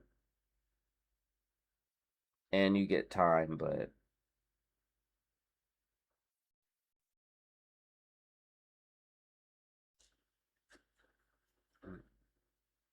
okay, so for like $70, you can get like a 4-day. That's in the money.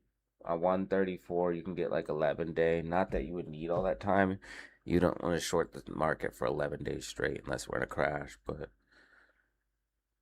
I mean, this looks fairly bullish here on SPXU. I mean, it looks really bullish. It looks extremely bullish. The only thing about this shit, bro, is like the market SPY. I've seen it reverse so stupid. And you just don't want to be caught on the other end of that. Like SPXU will look like it looks now, and then SPY will just fucking pump.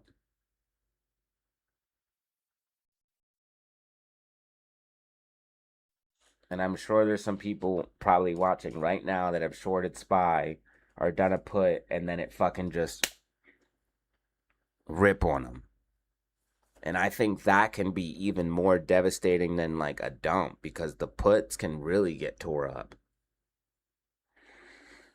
So I guess if you do puts, quick in and out, y'all. I fuck with calls, man. I don't really fuck with puts like that. I played a couple puts. I'm not really trying to fuck with puts like that. That's the whole thing.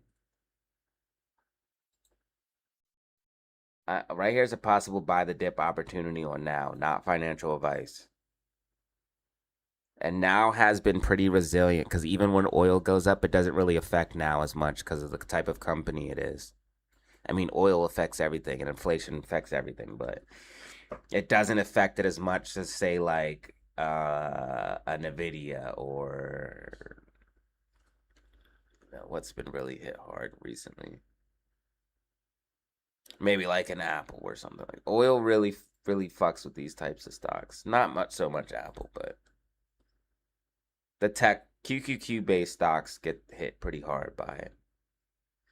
Oil, Microsoft and stuff like that. Microsoft has so many different ventures though that it'd be fine. But anyways, yeah, now possible buy the dip opportunity right here.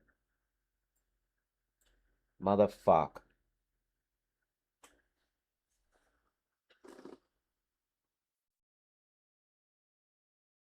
It's a great trade right here, god damn it.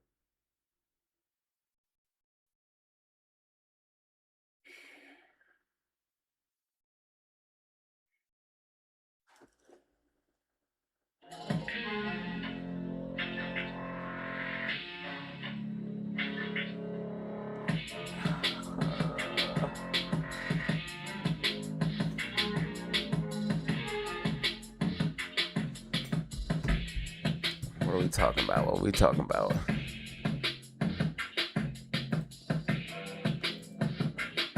We got mad oversold RSI. Recent bullish news.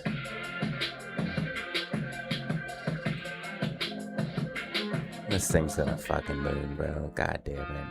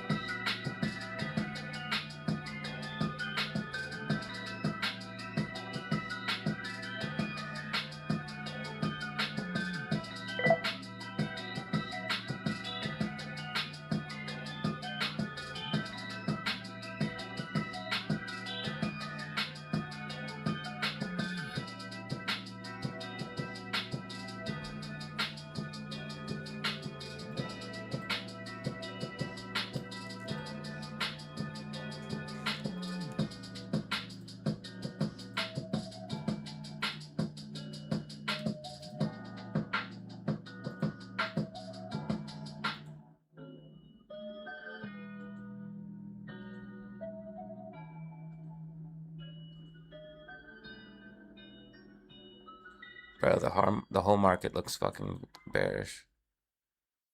Except QQQ looks like it could possibly bottom a little bit. Maybe something like this.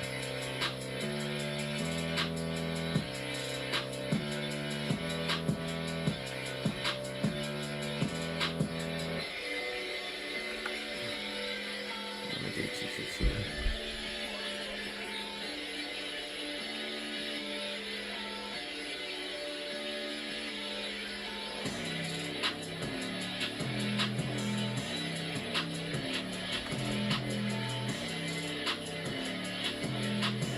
It's on 3 minutes, so I might get a little scrunched up, but see what it looks like on the 5. Yeah, it's scrunched up, but it is what it is.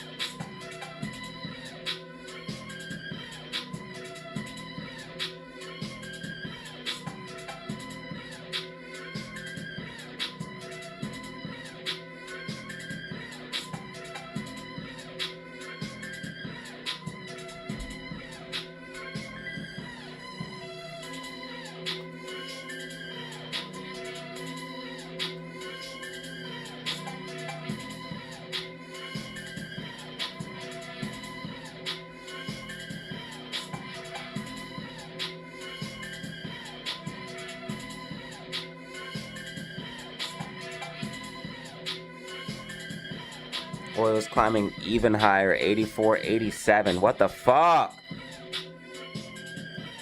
Oil is skyrocketing now. Oil just shot up like $3. $2.47 to be exact. Look at it on the chart right here. You can see it. Oh, I'm in the way. Hold on. You can see it right here, guys. It just shot up. It was at a low of like 82. It was at a low of like 82.35. It's now almost at 85. It's up $3 whole fucking dollars. Oh no, 3%. 3%.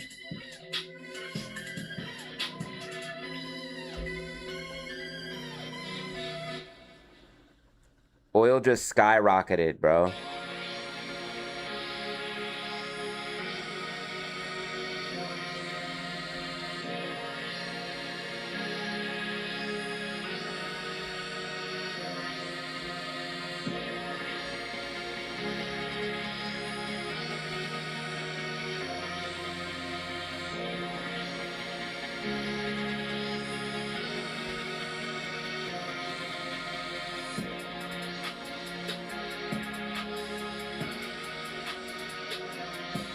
So you literally need to have the oil chart next to your SPY chart in order to trade this shit.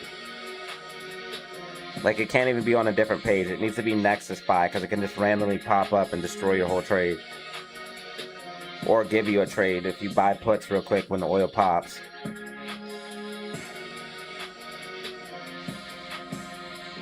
You need to have the oil chart next to you. I need this chart. I need this WTI crude chart. Can I find it?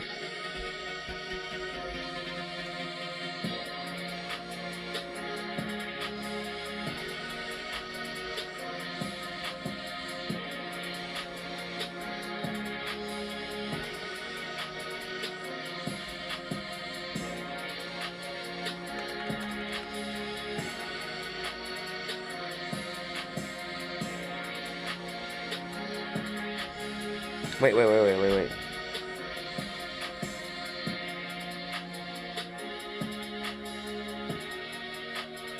USCF oil plus Bitcoin strategy fund? What? Oil plus Bitcoin?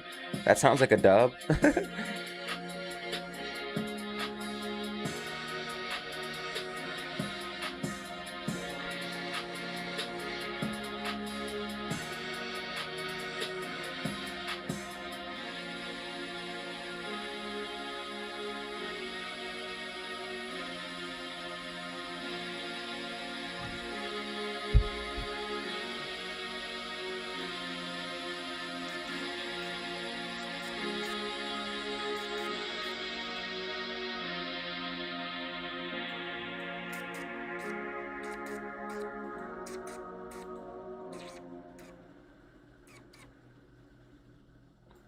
Oil plus Bitcoin strategy.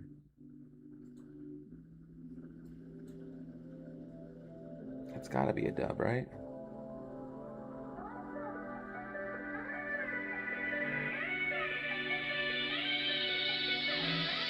Oil goes up, Bitcoin's fine.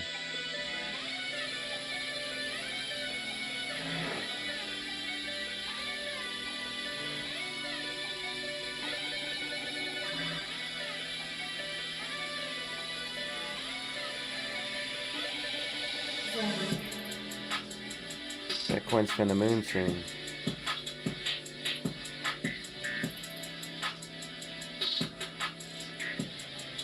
Bro, I'm telling you guys, if you don't have ETH, bro, you better have ETH. I'm telling you right now, man. What if ETH outperforms BTC this cycle? I don't know about that, but I'm telling you, ETH's gonna do very, very well. It's gonna go past 5K.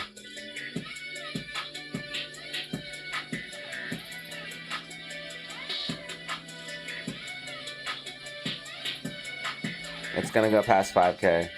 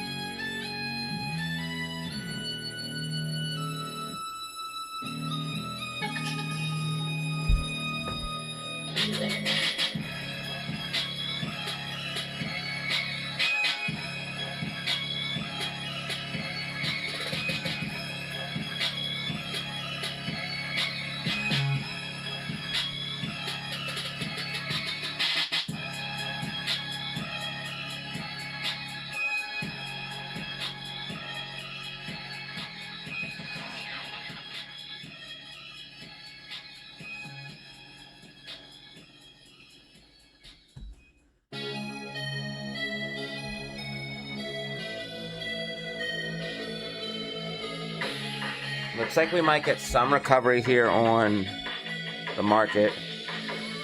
Time is it? 2:16.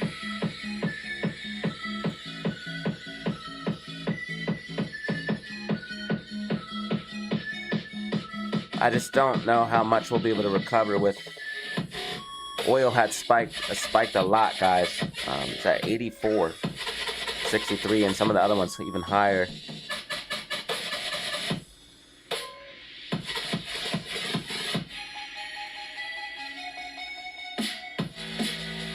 Looks like we're definitely trying to make a recovery at this point, though.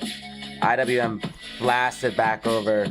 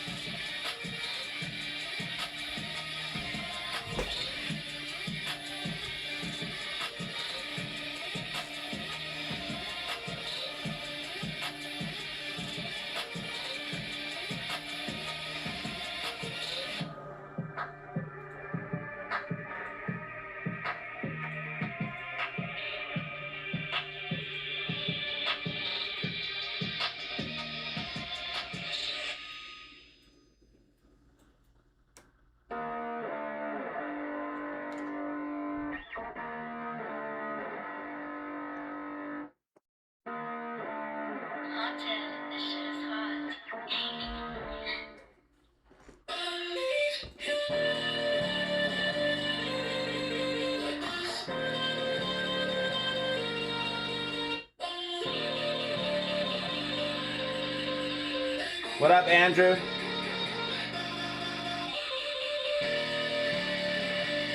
Only quick in and outs, bro. Only quick in and outs. I need to make something happen, though. Like, I need to make something happen. I got shit came up.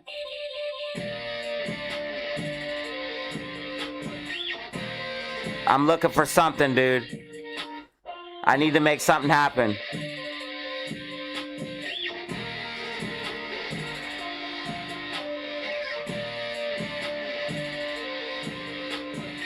I think now's gonna push back up here, but it's gonna take a while.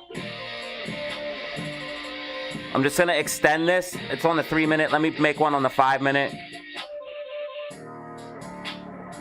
Maybe even come down, fill this gap, but I think we're gonna see a decent move up here for now.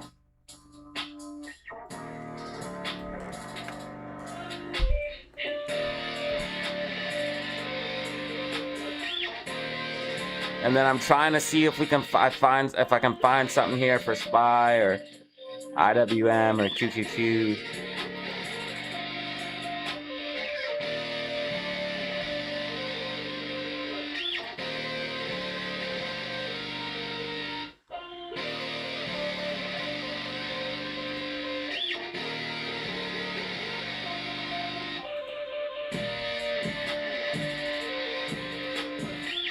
Only quick in and out in this market. Do not hold.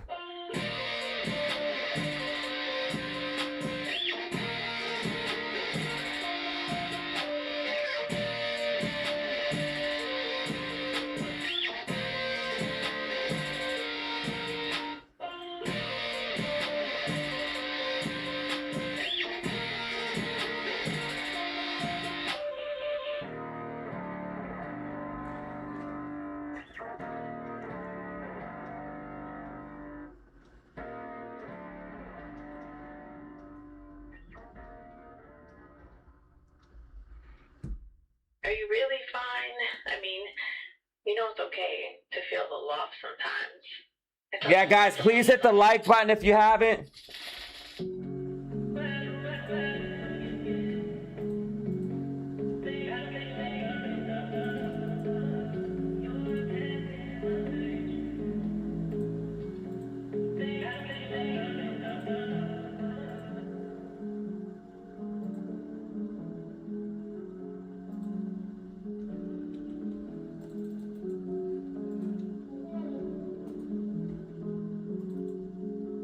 Hey man, Nukes.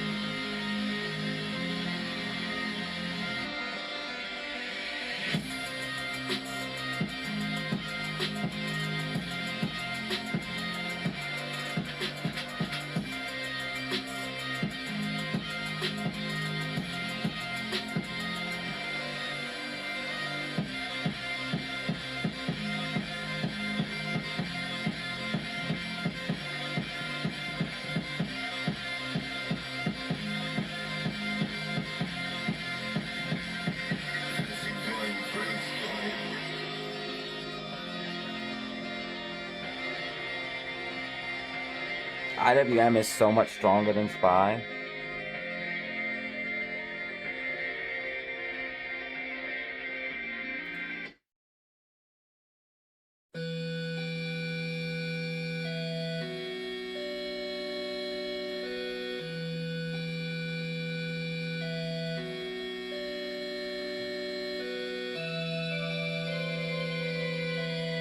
IWM been on some different shit compared to SPY.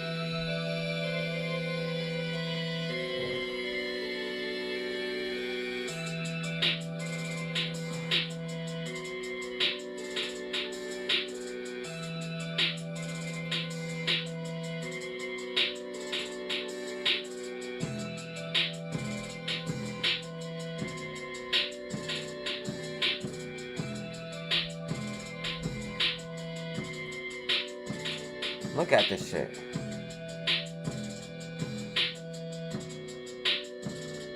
IWM's on some different shit compared to SPY, bro.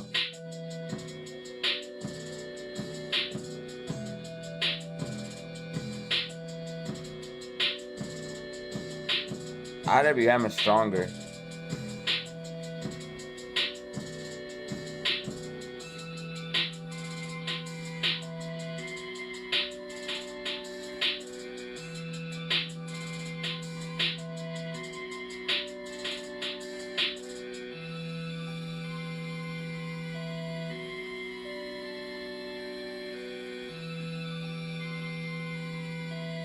IWM's way stronger.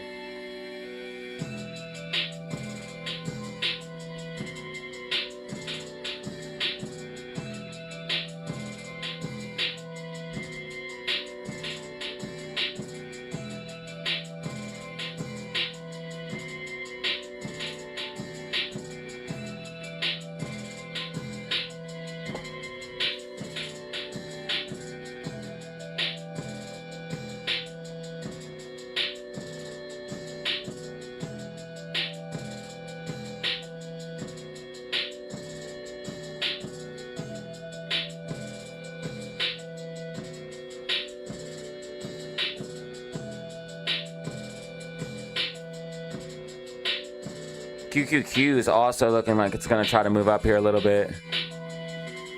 SPY has just been ass, bro. SPY has been garbage. It's not anywhere near what, like, QQQ is already above its line. IWM's well above its support level and line.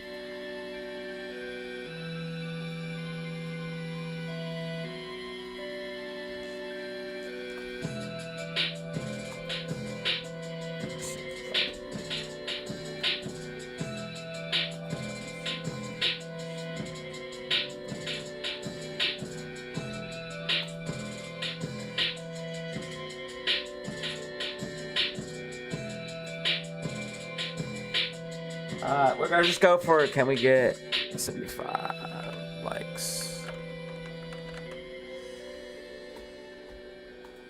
Yeah, SPY straight Garby. SPY is absolutely. Wow.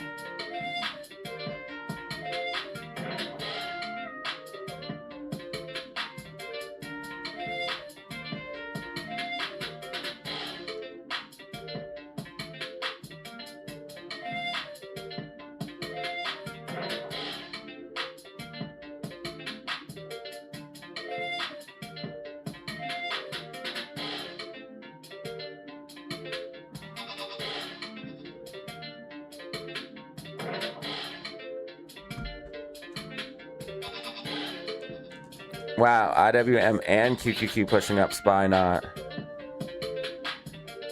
So if you want to play something, play SPY or play QQQ or IWM, but not SPY. If you want to play anything, play IWM or QQQ. Do not play SPY.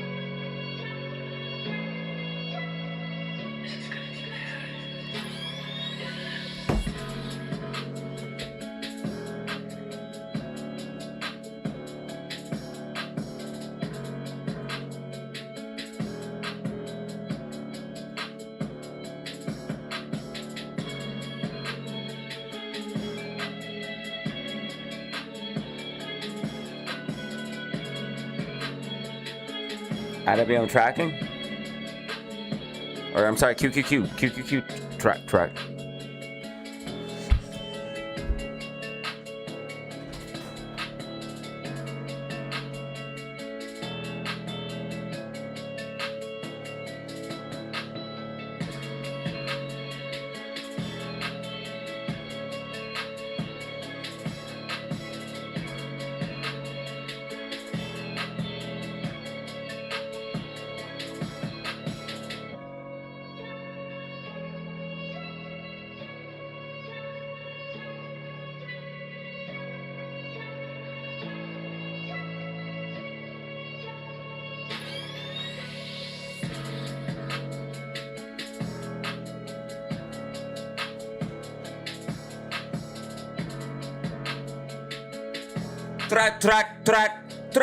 Track.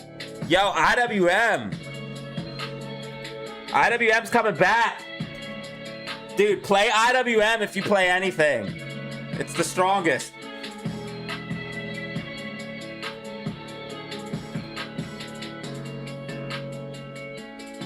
IWM full coming back.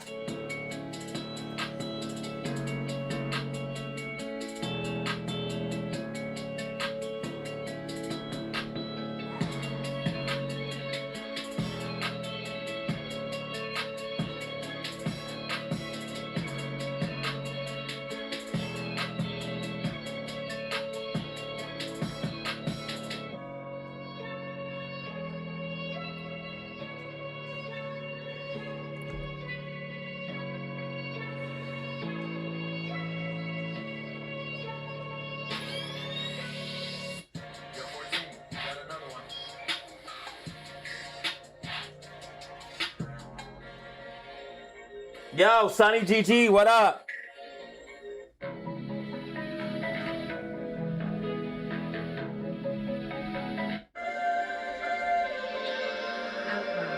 Sonny GG's.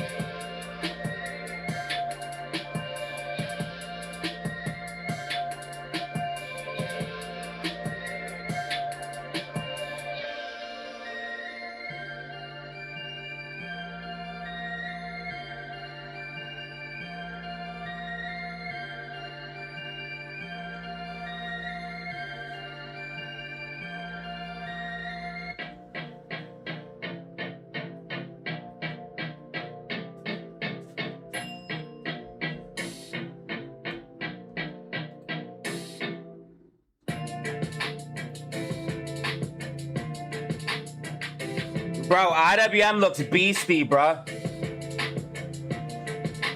IWM's about to go back up.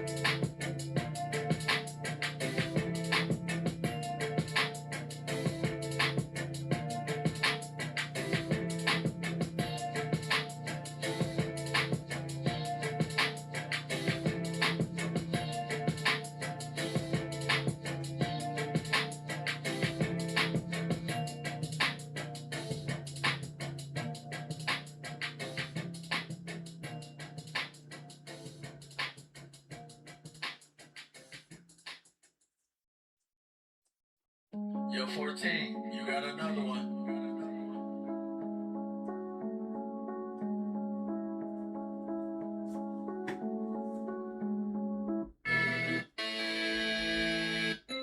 KSAT boys.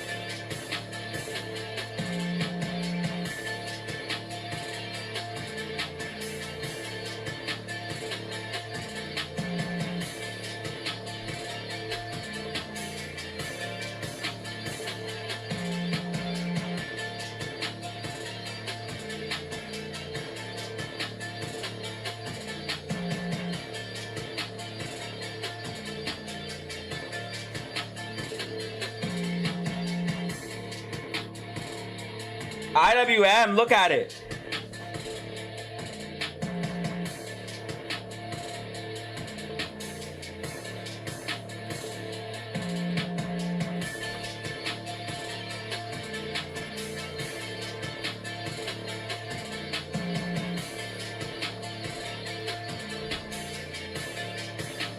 Oil coming down a tiny bit. It hit a peak of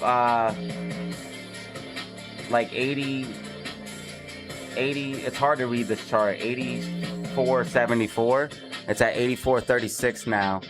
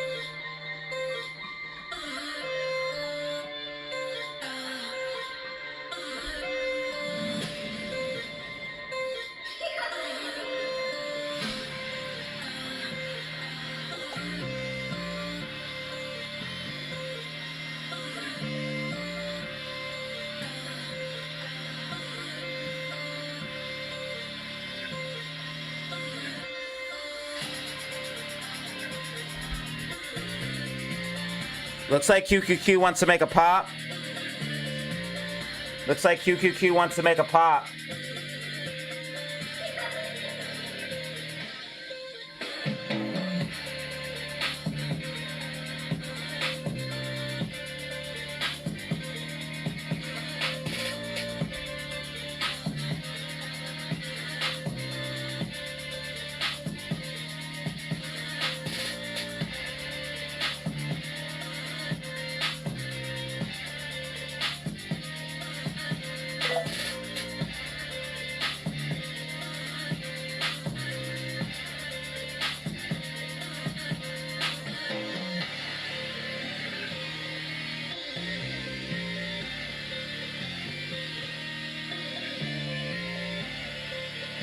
Now making a move. Now making a move.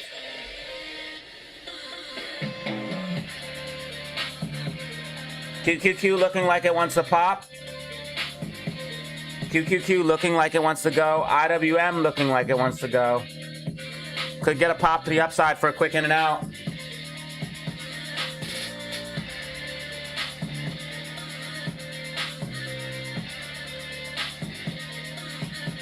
SPY not so much, but QQQ, IWM would be the cheapest and safest. You can get the longest dated calls for the cheapest. You can get them in the money.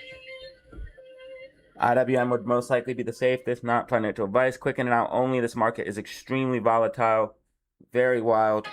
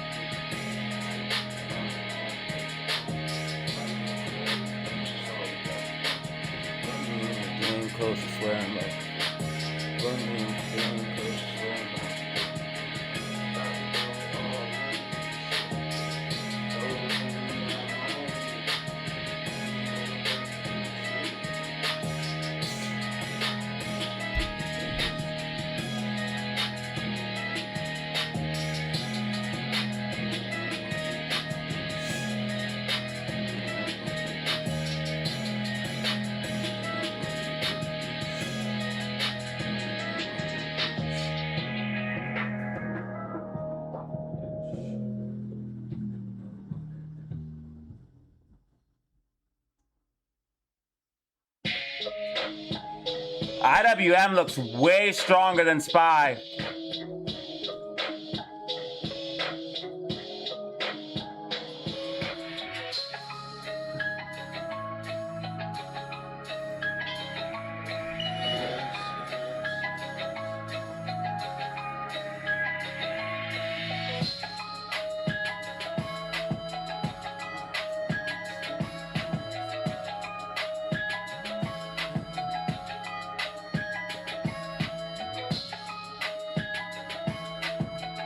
QQQ definitely about to see a small pop.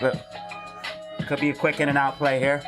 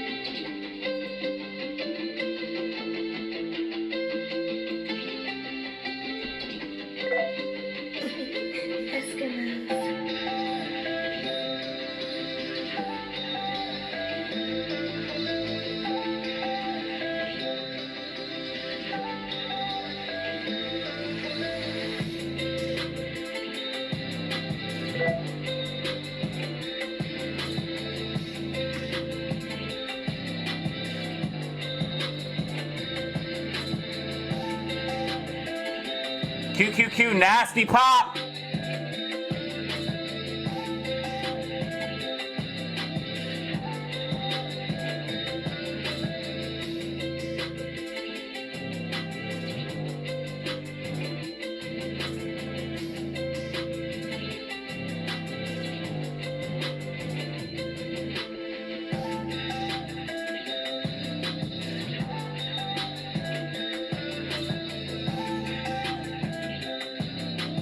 QQQ making a move. If QQQ stays above this, it could recover.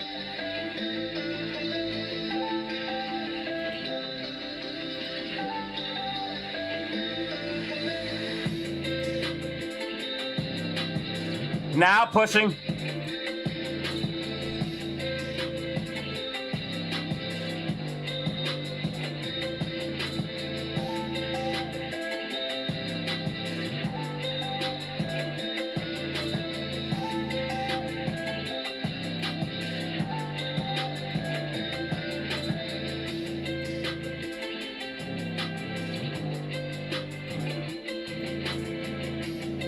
Spy is the poopist. Spy is the poopist right now.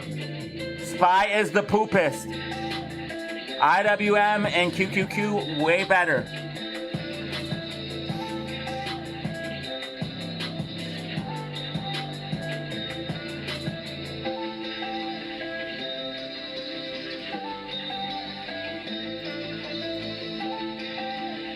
Oil up $1.76, 484.16, coming down a little bit more.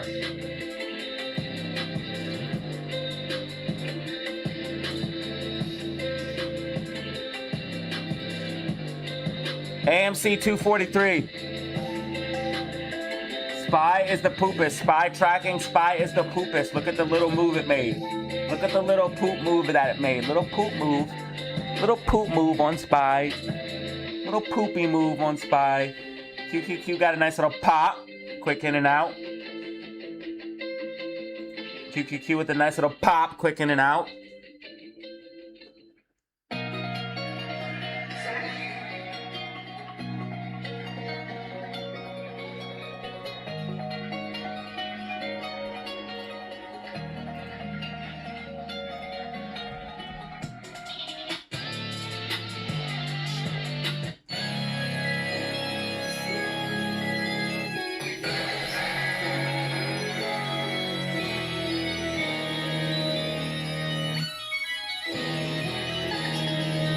Rejecty, QQQ rejecty.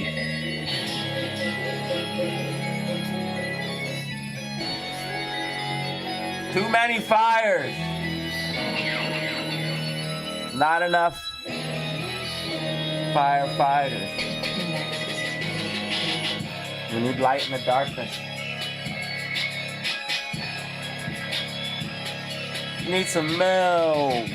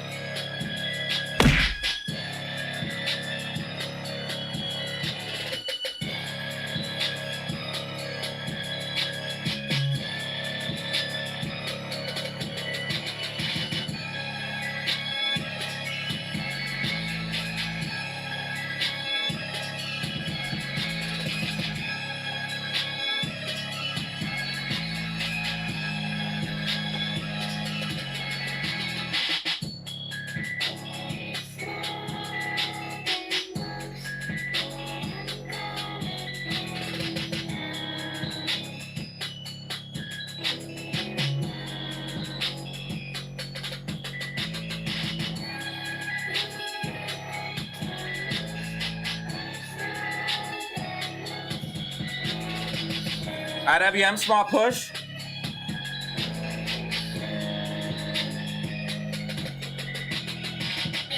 Spy poopy right now. Spy sideways poopy. Spy looks like it wants to go somewhere, but it ain't doing nothing. Ain't doing nothing. Spy ain't doing. I ain't doing nothing. Spy ain't doing nothing. Spy ain't doing nothing. This shit ain't doing nothing. Doing nothing. Spy ain't doing nothing. What the is up? Money over everything. Never get enough. Yeah. Spy Dookie. Spy Dookie.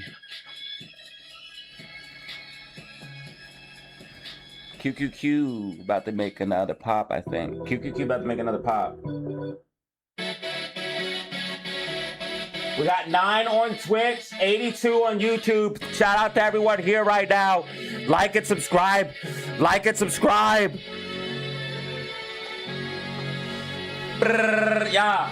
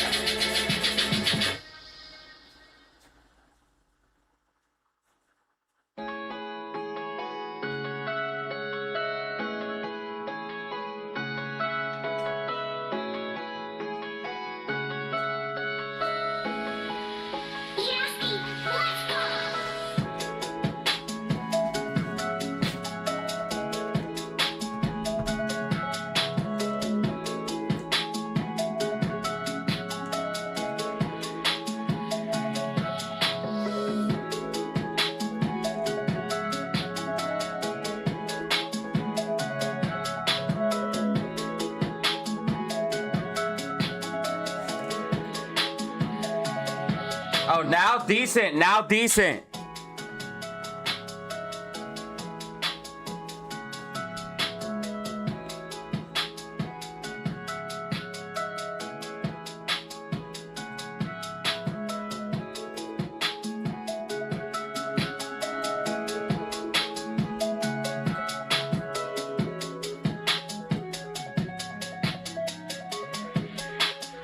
Finally look like Spy wants to come back. It's officially power hour. It is officially power hour. It's officially power hour.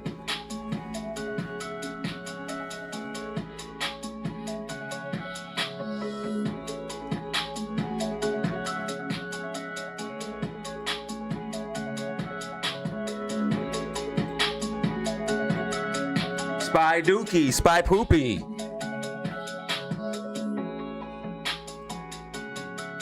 Spy Dookie, Spy Dookie. Yo, Spy is ass. Shit is ass. Shit do nothing. QQQ look like it's trying to get a pop though. Trying to get a pop. And now trying to get a pop too. Now trying to get a pop in the clothes. Now trying to get a pop in the clothes. We playing that shit. Shit gonna recover overnight, all night. It's like, nah. It probably will though, watch. Did it dump in the after hours? Yeah. Yeah, did. Sure did. Sure did. Sure did.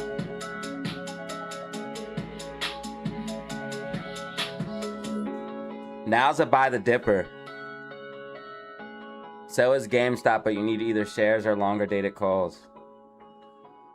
Yeah, GameStop's gonna come down to 18 first, though. Bullish divergence still, though. RSI definitely trending up.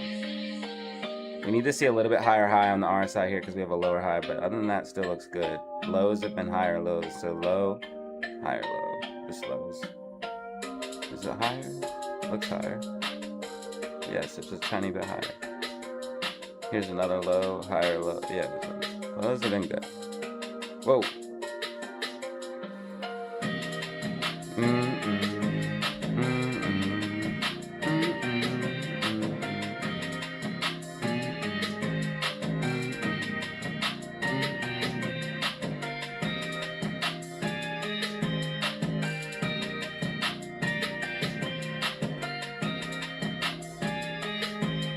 Market poopy. Market poopy.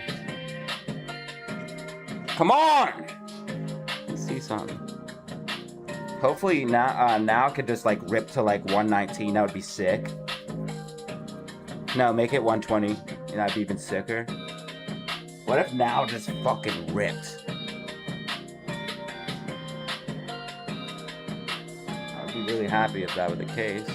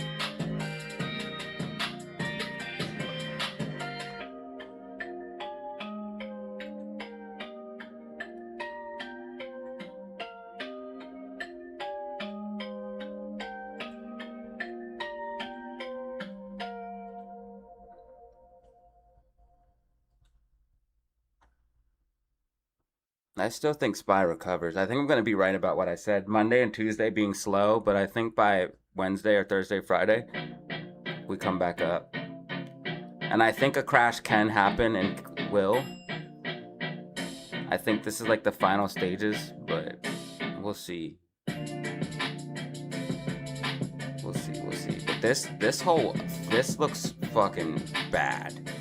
Just because like we haven't been able to go nowhere. This should have been a huge breakout. I mean, it was a decent breakout, but we should have went to like 780, 785 at least, bro. This was a huge accumulation. But we just hit our head and then hit our head. We can't break out this stupid war, man. This war is ass-a-roni. The San Francisco beef. This war is ass. Straight ass. If you support this war, that's ass. Oil prices are high, inflation is high.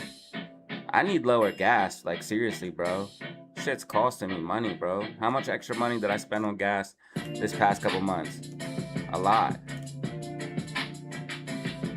Shit's unacceptable. I don't know about y'all, but I'm tired of paying more for gas. I want to pay less for gas, bro. Come on, Trump. Please, man, get the gas prices down, bro. Please, Trump. Get the gas prices down, bro. I need the gas prices down. Like, legitimately, it's not even a joke. And this guy's threatening to bomb U.S. allies. What are we doing here? This is devolved into madness. I told you guys over the weekend in the Discord that this is devolved into straight madness. This is chaos. What are we gonna do? What are we gonna do, fam? Devolved into chaos. This is devolved into chaos. What are we gonna do?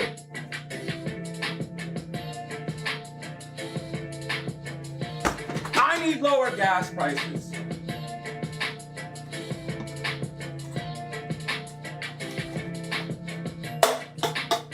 Damn it. Now look, I just made a mess everywhere.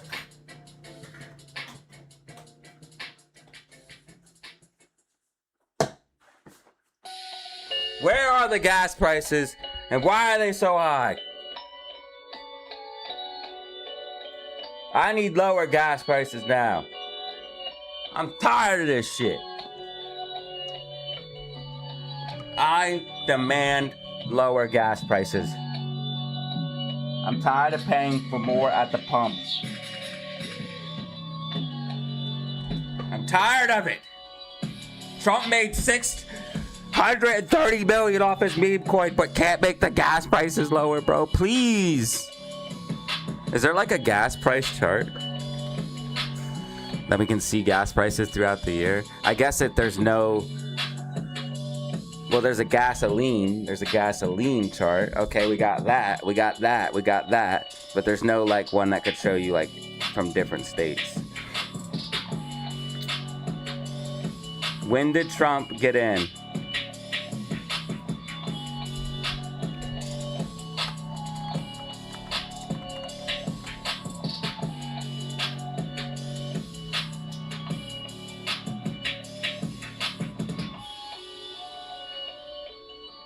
$2025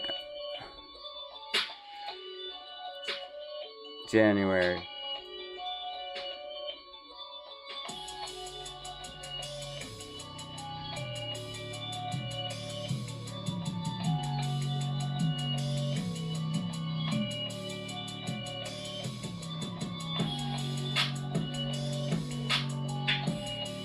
All right.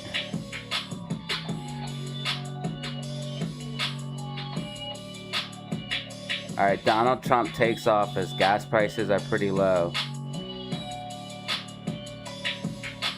All through 2025, they're like pretty stable, low. Even dipped down pretty low here in December, just in time for Christmas. But then after that, catastrophe strikes, and Donald Trump invades Iran. Gas prices soar. Approval ratings go to the toilet.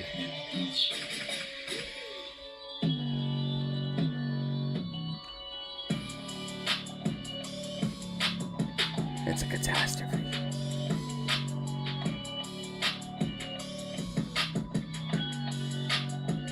We have 50 minutes until power hour is complete, or 50 minutes till market close. 50 minutes until market close.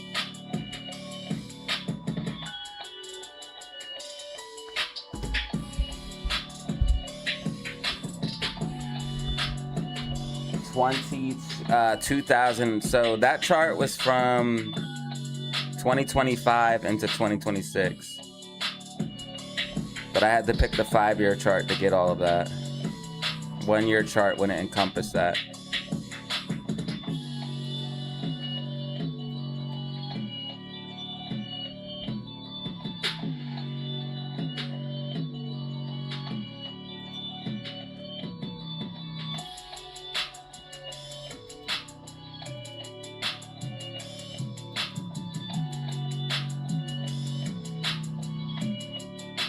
I should make a clip about that. That'd have been a great clip. Me showing the actual gas prices when Trump took office and now.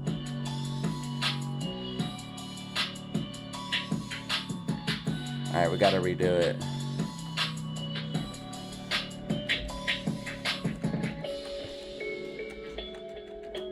We got a clip, boys!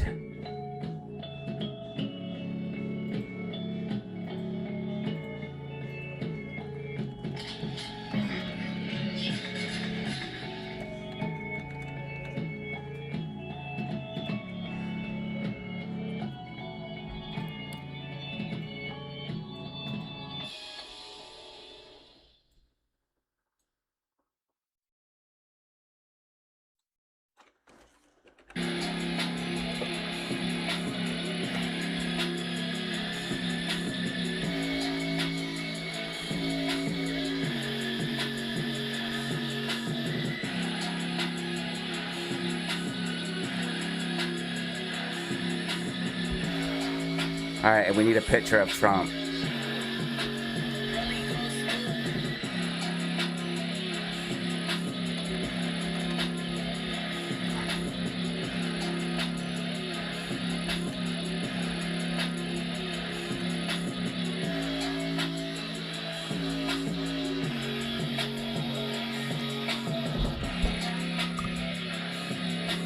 Trump!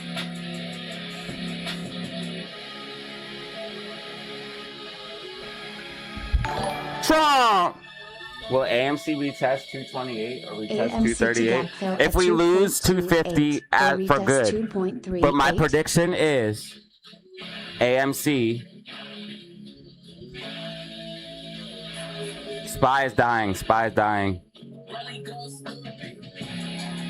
Now it's pumping. Now it's pumping, by the way. My prediction is AMC does not lose 250 for good. From yesterday's video, I said we might go below. But as you can see, we're kind of just following. So let's just wait and see, all right? Let's just wait and see. We have support at 240. Let's just wait and see. Now is coming back nasty. Now it's coming back nasty. Now it's coming back nasty. Now it's coming back nasty. Look at it. Look at it. Look at it. Behold. Behold. Now. Trump. Guys, did you know that Trump, for his second term, said that he would drop energy prices through the floor? Well, guys, check it out. Trump took office for his second term in January 20th, 2025, as you guys can see here, as the 47th president. Now, as you guys can see here, January 2025, you guys can see gas prices were relatively stable, pretty low. This is the price of gasoline, the gasoline chart. This is not the price of gasoline for you and your state. This is just the price of gasoline in general. We even had a nice little Christmas dip here. Thank you, Trump. But ladies and gentlemen, then the bull lost his mind. Right after making the meme coin right away and making $630 billion in revenue, he went and invaded Iran, and gas prices are now soaring, ladies and gentlemen. So what do you guys think about that? Let me know if you guys feel deceived. Let me know if Trump's doing a good job. Let me know in the comments down below. Thank you very much. Appreciate you. Like and subscribe.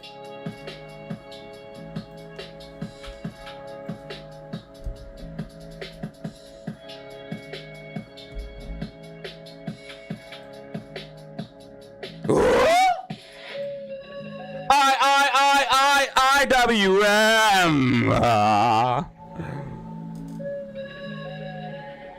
This is why IWM's better.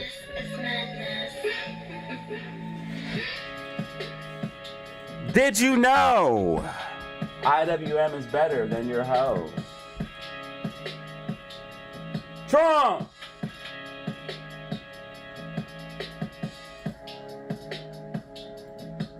Trump.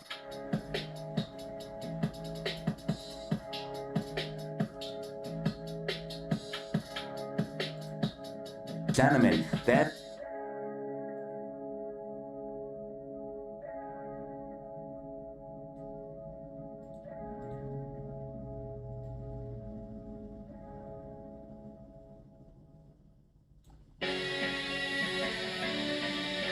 drop energy prices through the floor. Did you know that Trump... Oh, guys.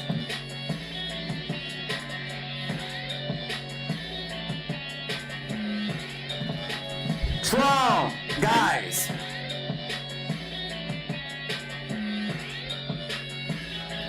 Trump, guys. Did you know that Trump...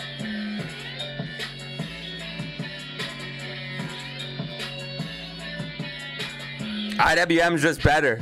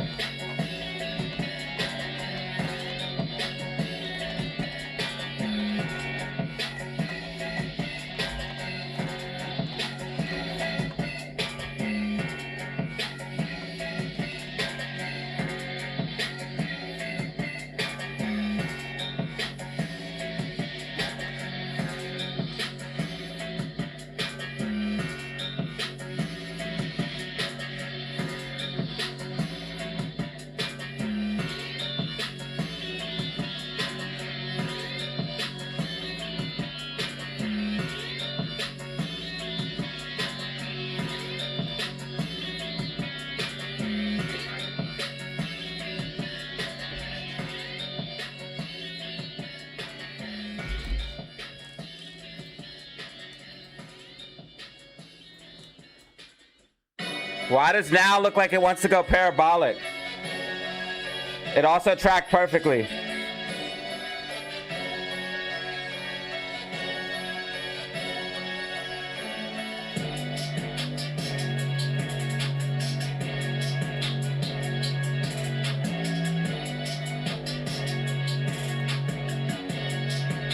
Trump!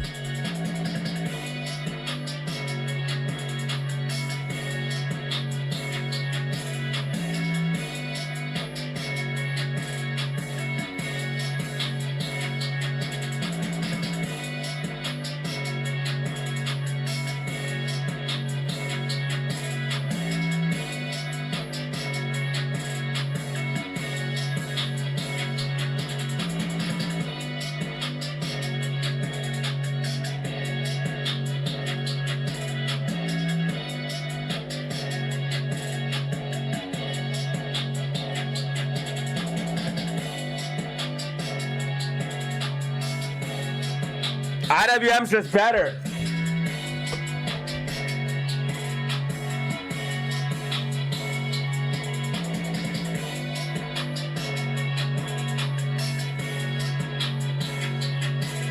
IWM's just better.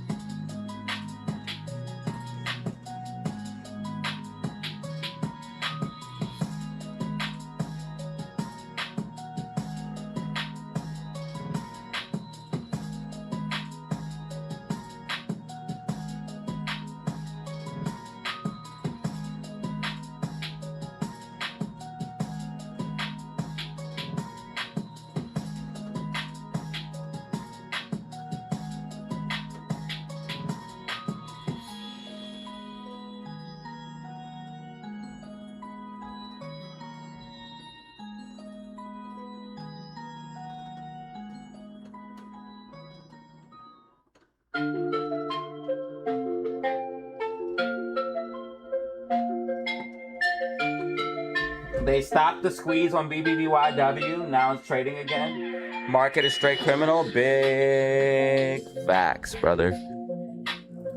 Market is criminal.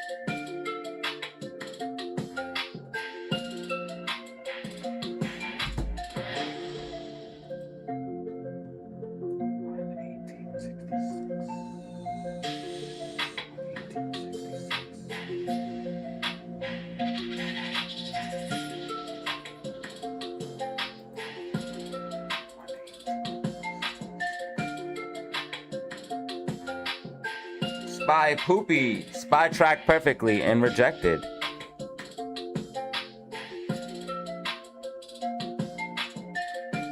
QQQ got a pop, then drop. IWM. Oh, this could be a bear flag. Oh no. Oh no. We don't know for sure yet though. Because we are above the 20. And gap fill to the upside.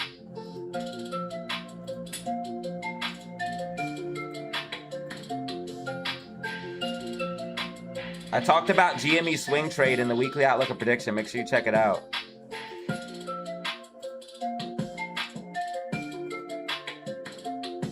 Gap fill goes up to the 30-minute time frame. Gap fill almost at 305. Oh no.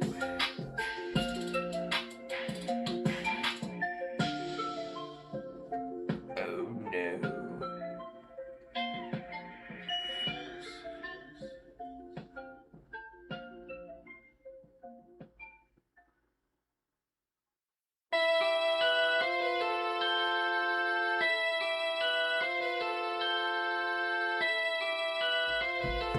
Left one.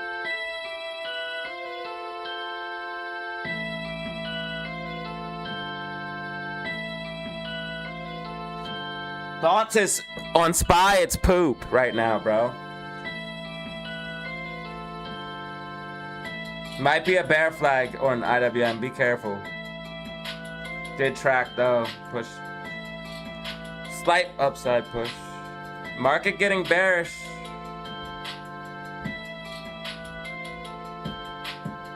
Dude, it rallied so hard in the morning though, so crazy.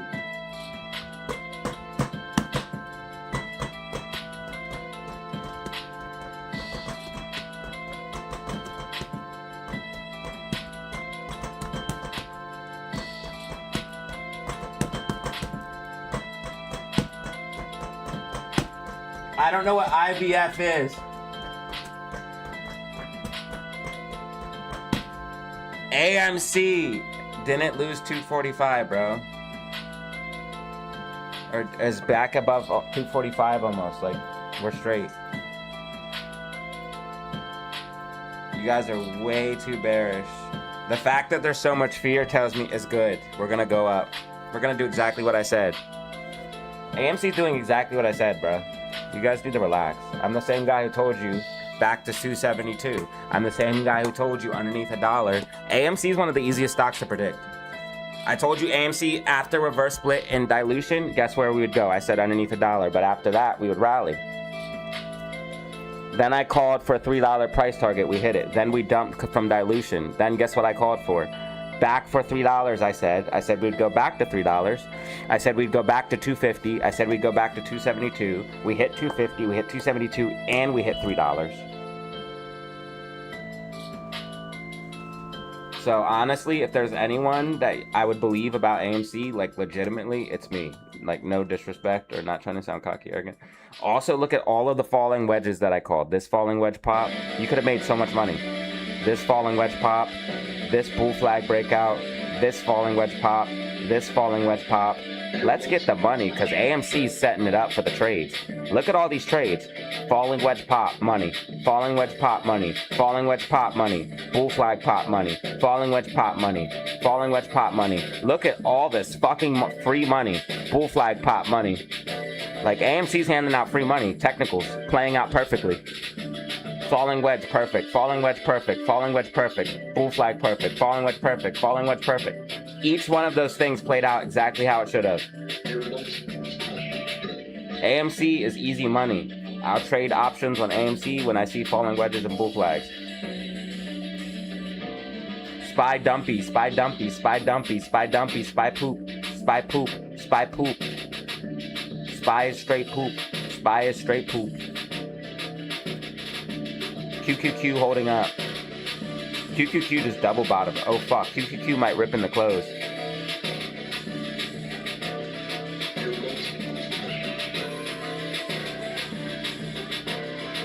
QQQ might rip in the close.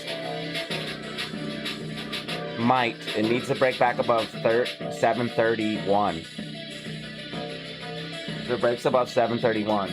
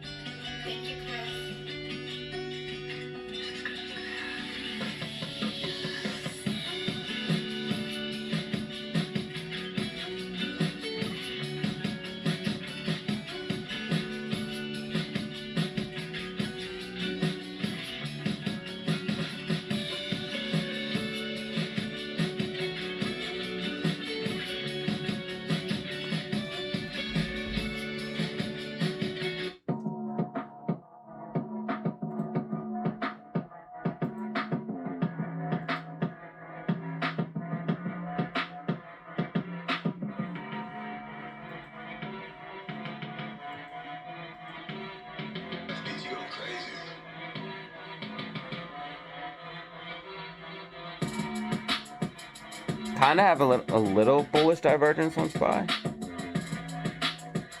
Smaller time frame.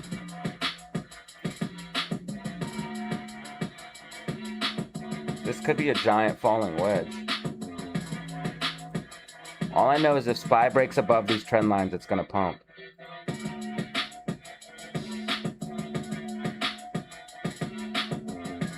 Sometimes SPY does this. It goes down all day and makes a falling wedge and then rips the next day.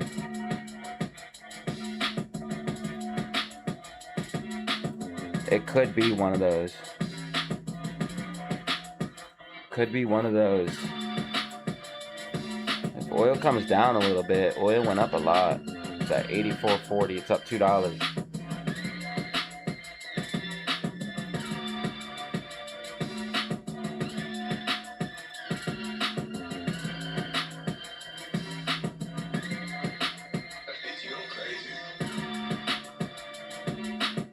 This John double top is gonna pull back and close.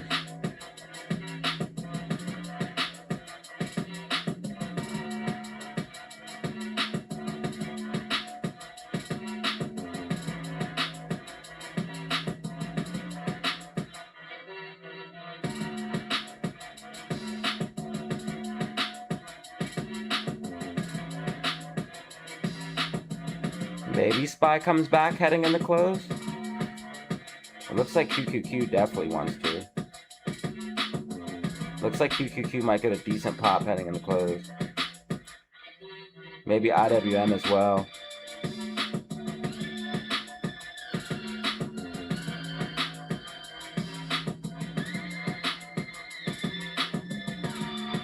IWM's kind of surging.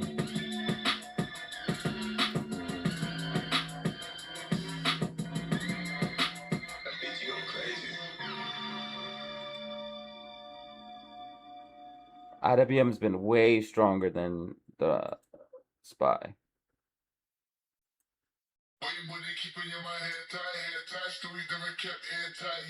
IWM's kind of surging right now.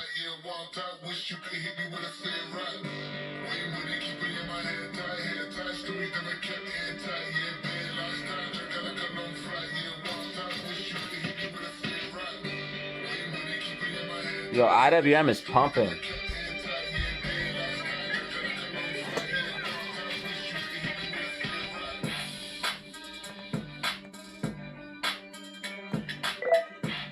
IWM pump, IWM pump.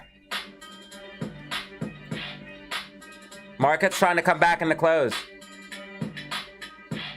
Markets are trying to come back heading into close.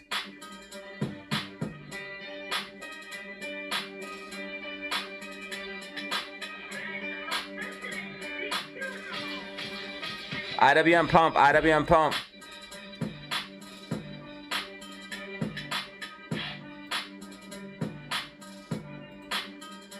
SPY trying to reclaim 773.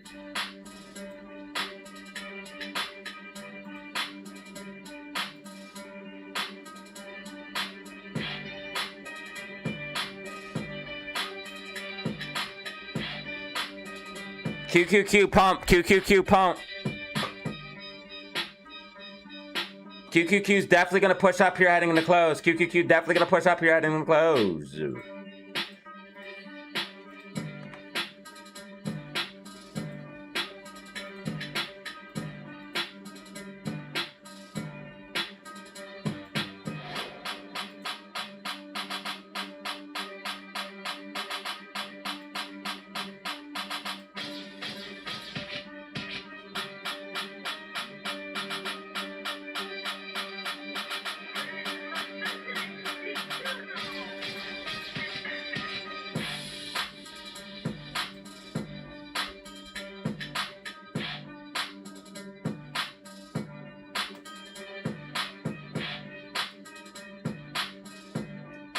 QQQ nasty push. QQQ nasty push.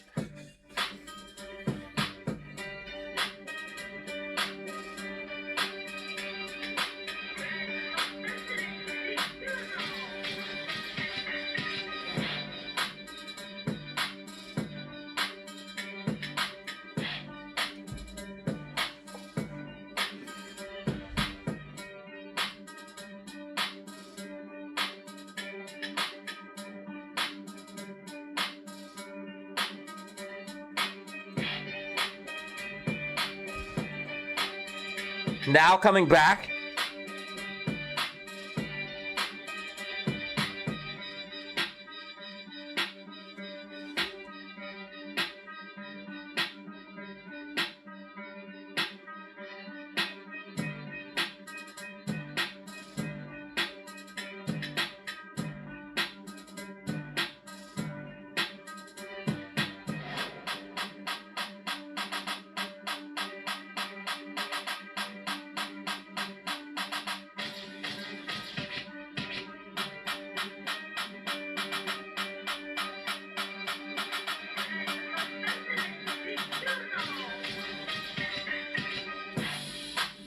We need to see SPY back above 773. IWM 304. No pun intended. QQQ 371. Or 331.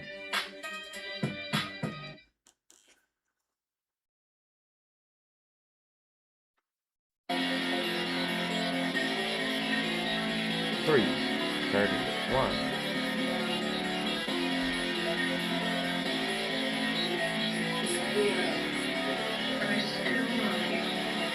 15-minute Maxi's going green. IWM wants to come back. IWM has a gap fill to the upside as well. It's going to probably fill that gap tomorrow morning. Watch.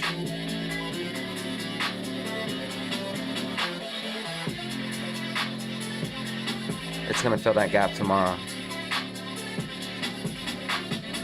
SPY oversold. Yeah.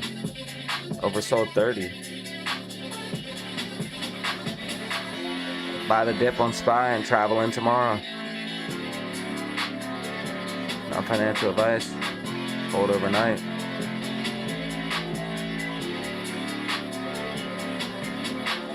Not financial advice. Hold overnight. Not financial advice. Hold overnight. Not financial advice.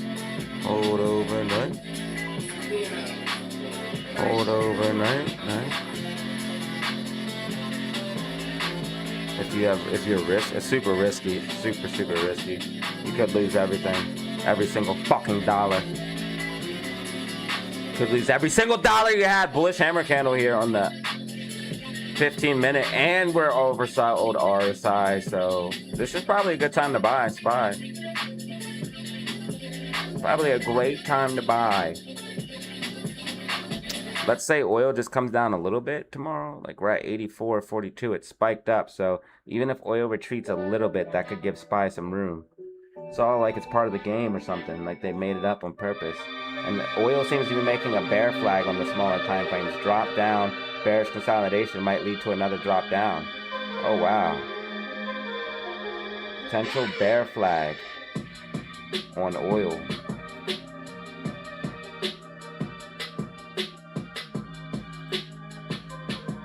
We had this drop down, this bearish consolidation. This could easily lead to another drop down. Interesting.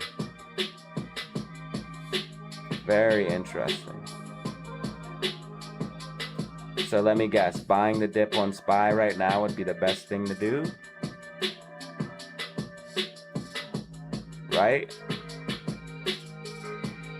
You buy the dip on SPY, hold overnight. Just see what happens. Just see what happens.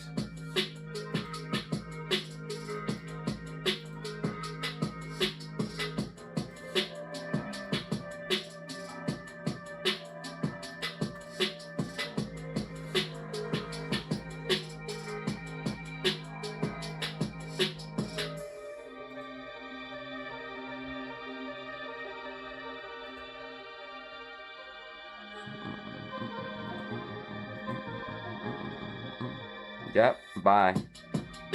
Buy SPY right now. Double bottom.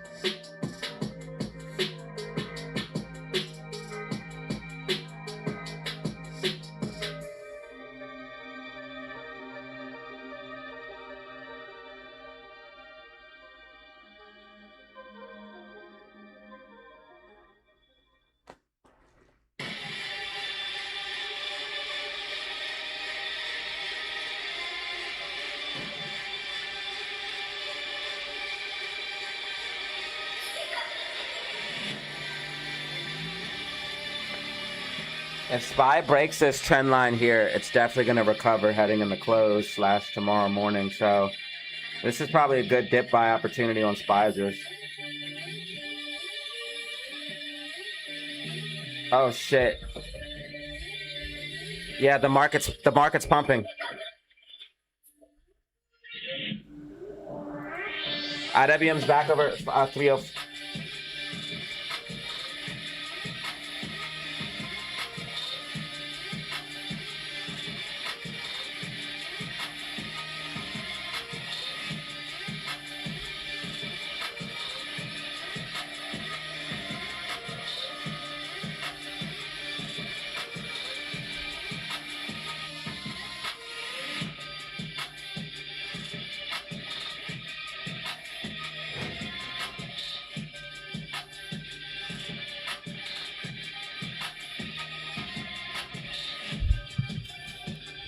Spy's about to pump.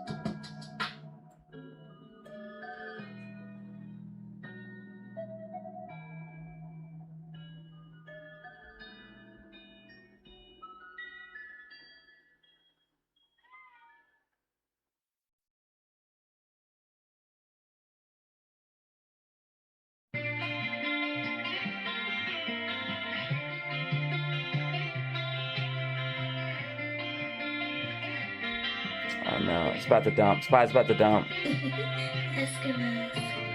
Market reverse, market reverse. They couldn't break above, did not break above, did not break above. Reject, reject, reject, reject, reject, reject. Spy coming down, spy coming down, spy coming down. Fuck. Spy coming down. We have to get back above 773. Spy coming down. Gap filter downside. Fuck. Should have picked QQQ. QQQ's gonna make it. QQQ's gonna make it. Not Spy. QQQ's gonna make it, not Spy.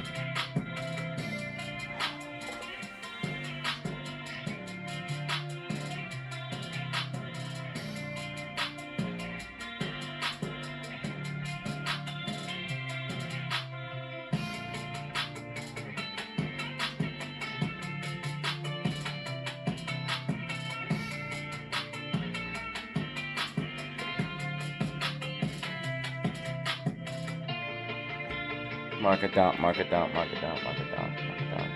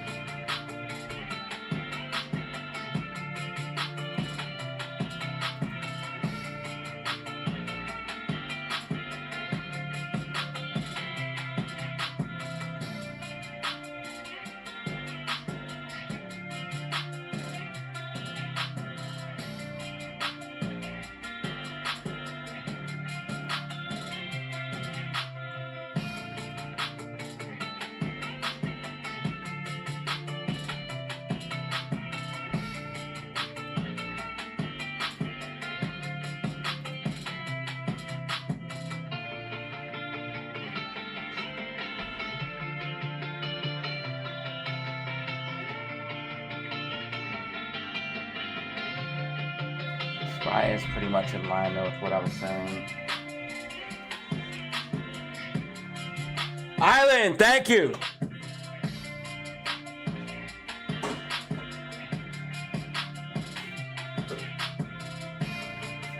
Island, thanks for being here, brother.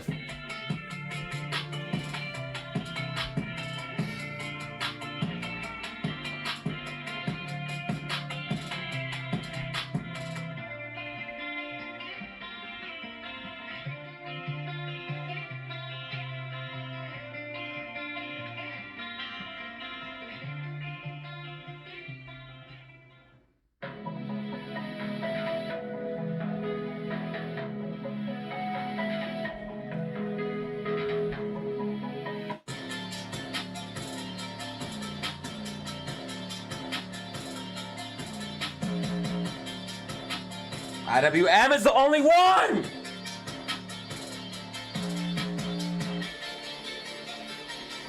IWM is the only one, it's the best. IWM is the best. Wow. IWM is the best.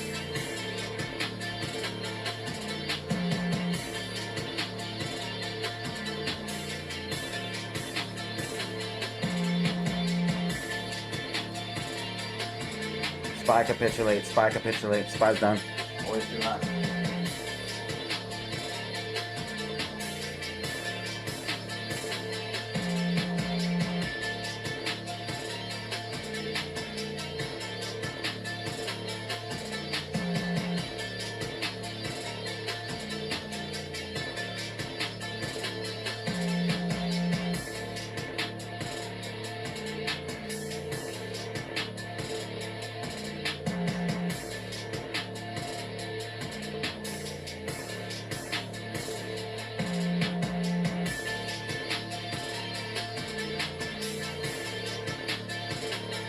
Spy full capitulate, spy full capitulate, spy full capitulate.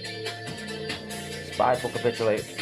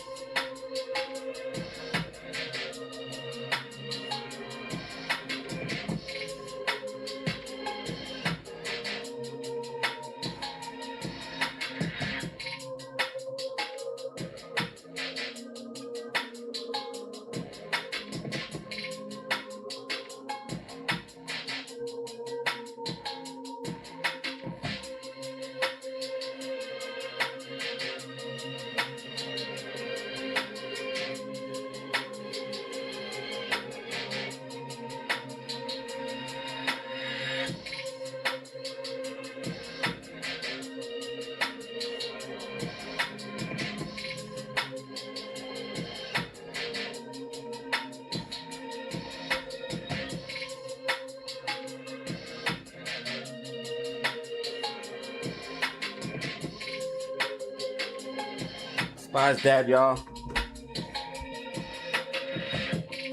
Spy's dead. And IWM pushed. IWM rocketed, dude. IWM's a beast. Spy's dead.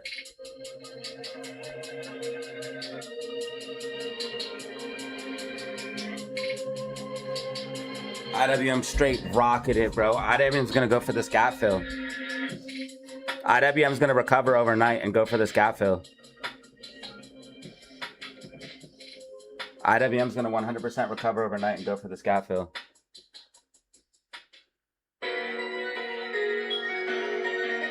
It's rocketing. Look at it.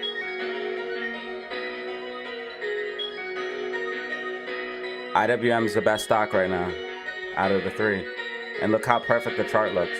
It's going to easily go for this gap fill.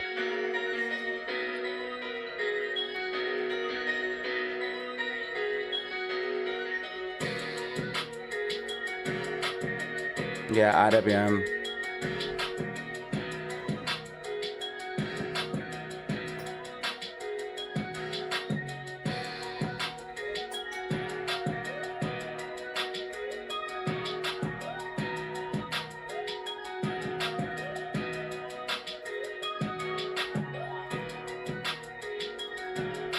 What the fuck? Why were the bands like that?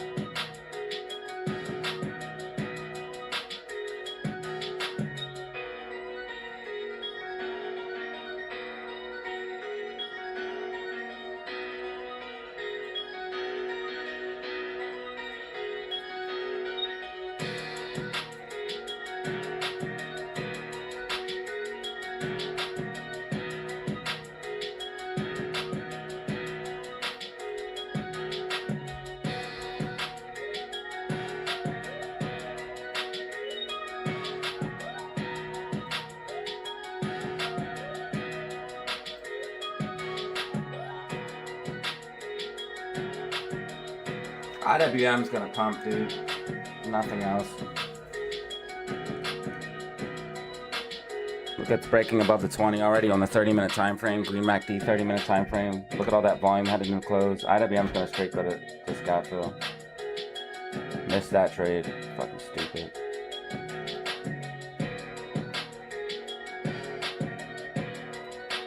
Perfect trade setup, IWM.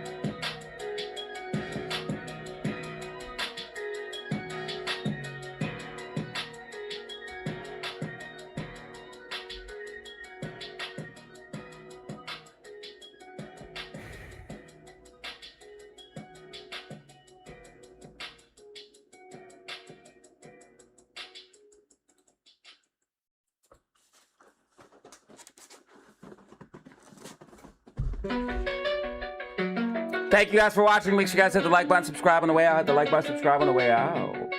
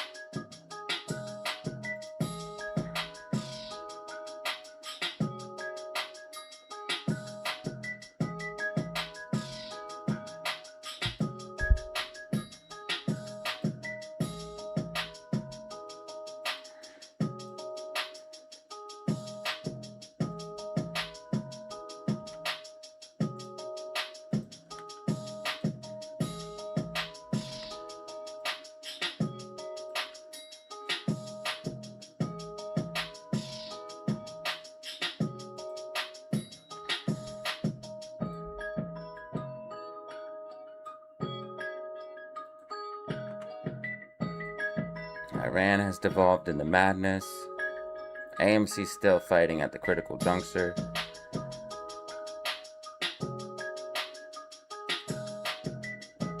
AMC and GME tracking, fighting. AMC and GME tracking with weekly outlook prediction. Iran has devolved into chaos. Thank you, Oakway. Thank you for being here, brother.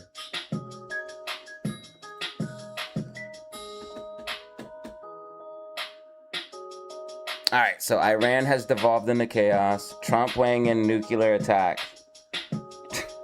Bro, what are we talking about, my dude?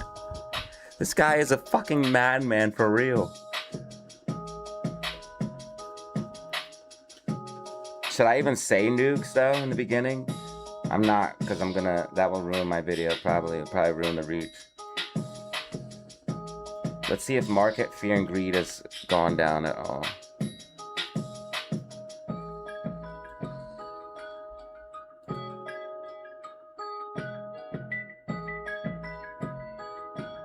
Still sitting in greed. It went down a little bit, though. All right, so Iran has devolved into madness.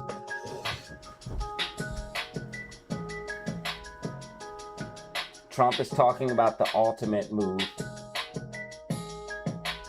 Iran has devolved into madness as Trump talks about the ultimate move, the ultimate ultimatum.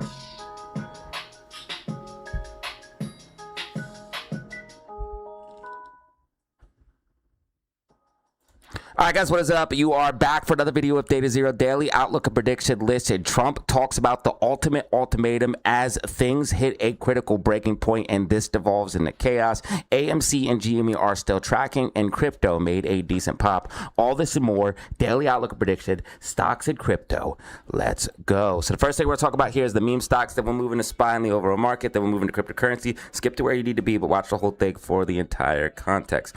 Now, as you guys can see, GameStop swing trade setup still in play, but if you are going to try to get this trade, it's like I said, similar to AMC, I was able to call AMC price targets very, very clearly because there was a gap fill in the daily time frame. We have a gap fill on the daily time frame here for GME. But if you are going to play this, you need either shares or way longer dated calls. I'm talking about months out, because you'll need a substantial amount of time, and you could see a little bit more downside before you see upside. But this is a swing trade. That's how those potentially go. I'm thinking GME could come down to about $18, but I don't think we're going to go lower than 18.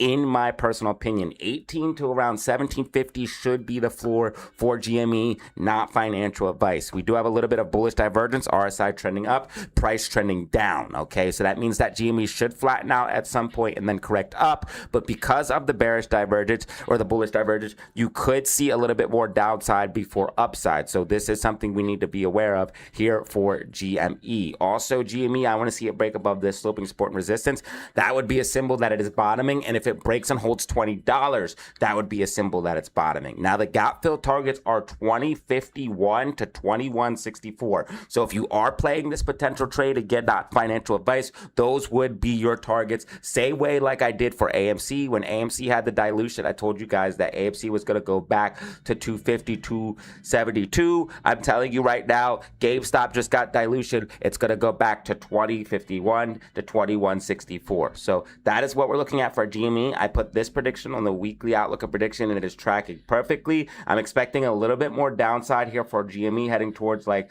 18 to 1750, and then it should start to see a recovery from there. As far as short shares and cost to borrow, we have 7.7 million short shares available to short here for GME. Cost to borrow of 0.42%. AMC still sitting on the mysterious 10 million short shares, and then we have cost to borrow of 0.64%, which is the same cost to borrow that we had before.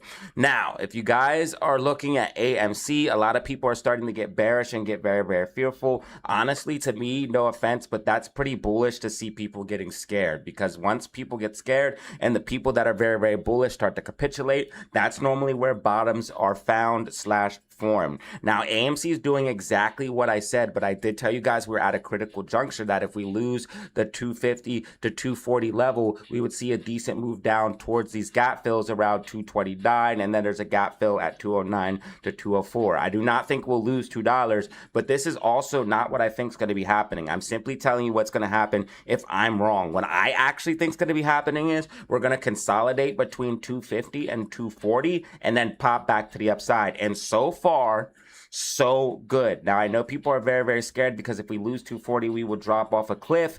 But ladies and gentlemen, it doesn't look like that's going to be the case. As of right now, it looks like my prediction's tracking perfectly, and we should see a consolidation here for AMC and then a movement back to the upside. Also, if you guys missed it, make sure you check out the news Doomsday trailer because that thing is absolutely lit. And if you had any doubts about Doomsday being an absolute beast, you guys need to check out that trailer. It's going to go crazy. Spider-Man is still doing mad numbers.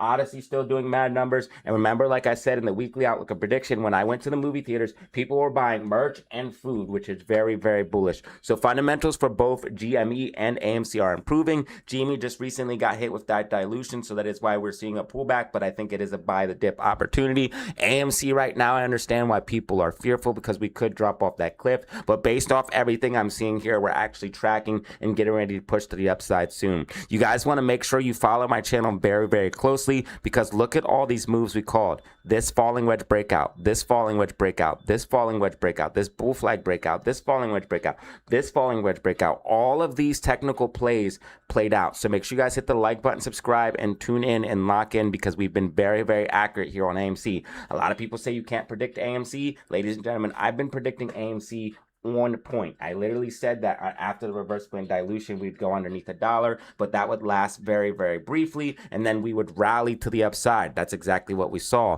Then I told you guys $2.50 and $3 price target. We did hit those price targets. Then I said once we hit $3, we're going to reject. We rejected down, got dilution news. As soon as we got dilution news, I said we're going back to $2.50 to $2.72 and potentially even $3. We went back to $3. After we hit $3, we rejected from that. Now I'm telling you guys that we're going to be consolidating and pushing back to the upside, and I wouldn't be surprised at all if once AMC goes back to $3 this time, it stays above $3. So I'm very excited for what we could see here on AMC, and I will be trading AMC accordingly, and I have made some decent money on calls playing these technicals, these bull flags, these falling wedges. So when it is appropriate, I will be locking in. I do have some AMC shares, but I trade calls on those types of moves. So make sure you guys hit the like button, subscribe. Let's go and move into Spotty over market, show you guys what's going on there. Now, oil is the main thing going on, but Trump is talking about, and I have to say it in a funny way, snooks, ladies and gentlemen. Now, this is wild, all right? Trump is weighing in nuclear attacks on Iran as the peace deal expires. So if you guys don't know what's going on, peace deal expires today/tomorrow, and Trump is getting very, very, very frustrated. His polls are down. A lot of people are disapproving. A lot of people that supported him, and you guys can believe what you want, are starting to say, hey, you know, this is too much. You said about gas prices being down, blah, blah, blah, blah, blah. So his polls are going down. The war is starting to take toll on other places. It's starting to frighten the market. He doesn't want a market crash on his watch. So he's starting to get very, very, very irritated, and he's lashing out. He's lashing out at not only our allies, but he's literally suggesting using strategical nukes. All right, so this is crazy. You guys can let me know what you guys think about this in the comments down below. Do you guys think he will actually do it? Do you guys think it's just talk? I honestly think with Trump, we can't know. He might do it. This guy's actually a madman. He's wilding out, and he actually might get pissed enough to use the snoop. So I wouldn't leave nothing off the table, man. But yeah, so this is devolving into absolute madness. Despite all of that, we are still seeing greed in the market. This should actually disturb you, okay? Now, I told you guys that for the macro, I believe that SPY is going to rally up.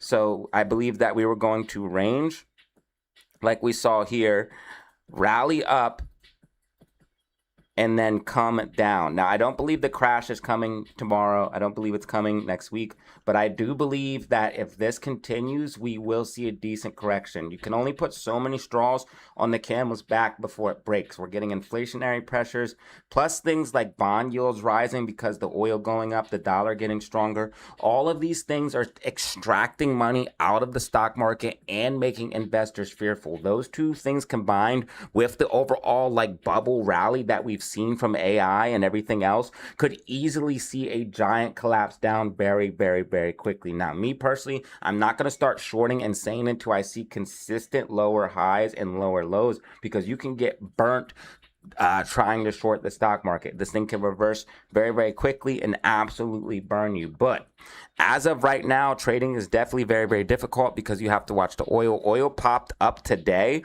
so this could happen intraday, and then you could be in a long, and then it will ruin your long. You could also look for it for potential puts, but you have to be on point with the oil, because as soon as it goes down, the market will return as well. So keep an eye on those oil prices. They did come up, so there is a chance for them to go down a little bit. But based off everything I'm seeing here, I did have hope for the war ending sometime soon.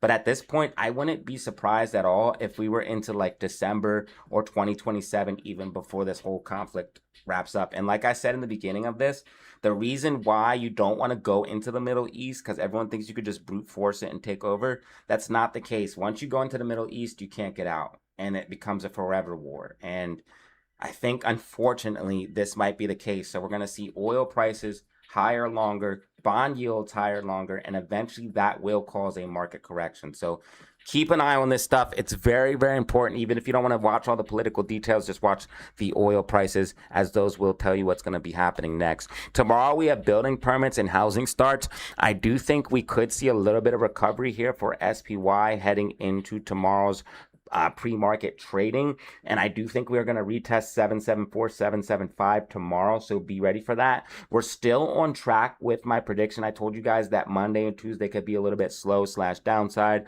I also said if we lost 775, you would dump.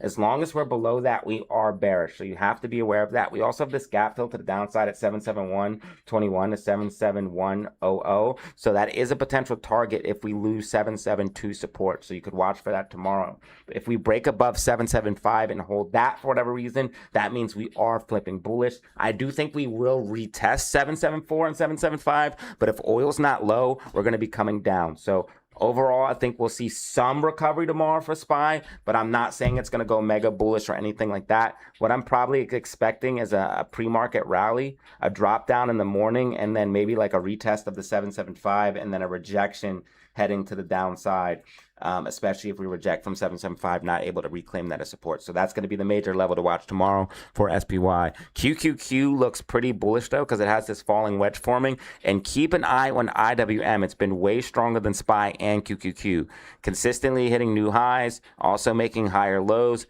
This thing is still bullish, and it's less affected by things like oil.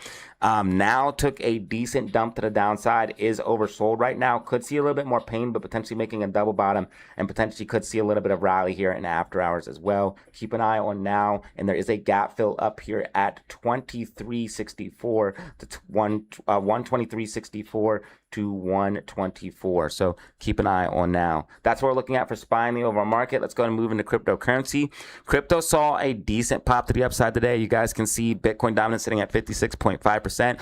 Bitcoin fear and greed and crypto fear and greed sitting at 31. Now keep an eye on the main coins like XRP, Ethereum, and BTC. But if you look, Ethereum and BTC kind of got a decent pop while XRP didn't. I'm not saying that XRP is going to get left in dust or anything like that, but I think this particular cycle, top coins are going to be outperforming. And I think ETH in particular is going to make a nasty move. It's already showing several signs of forming a bottom, and the dip I was expecting hasn't come yet. It looks like we're still consolidating and potentially could push up. So if you see ETH break and hold 2K, it's going to move up. Also keep in mind that oil has been climbing and Bitcoin is still bottoming. ETH is still bottoming.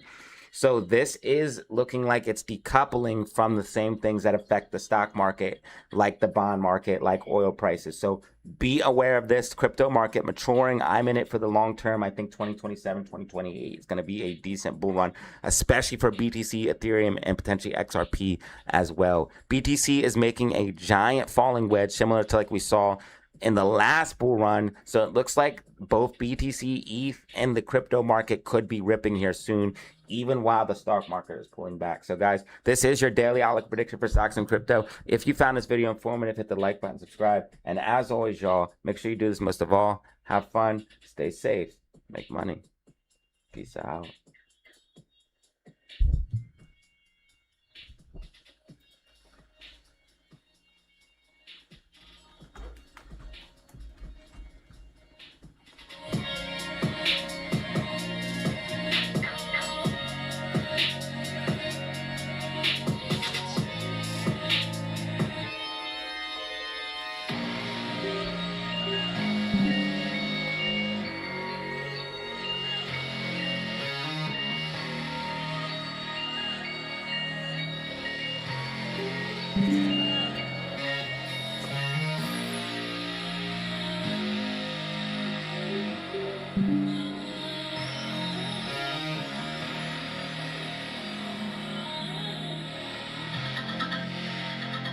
Never going back.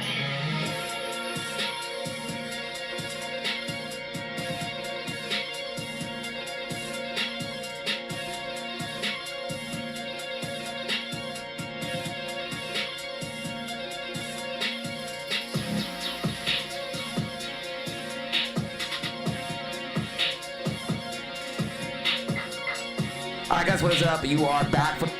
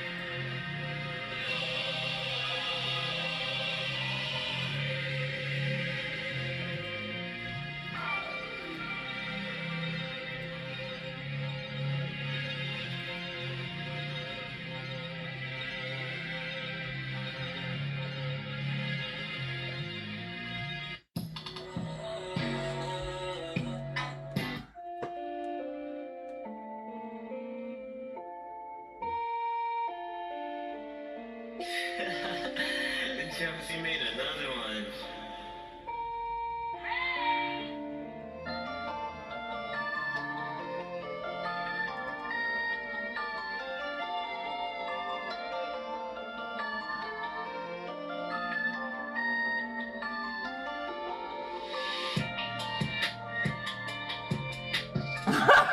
Ah!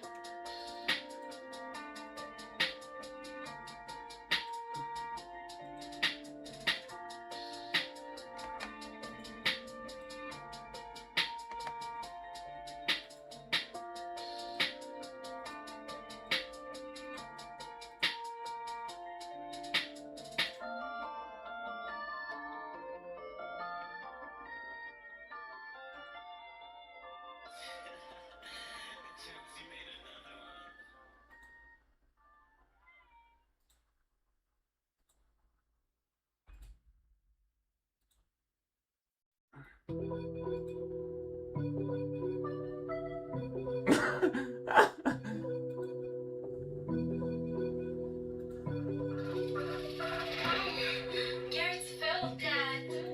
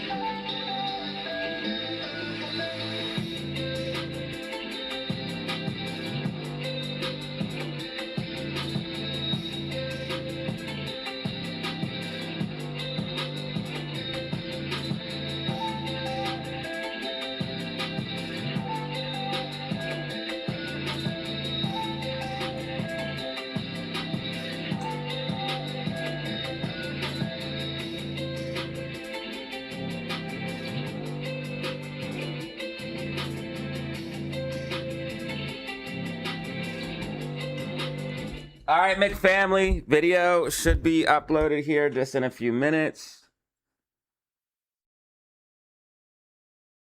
I need to post more trades so you guys. I need to post more trades and put more lessons in the trading class. We got the trading class done.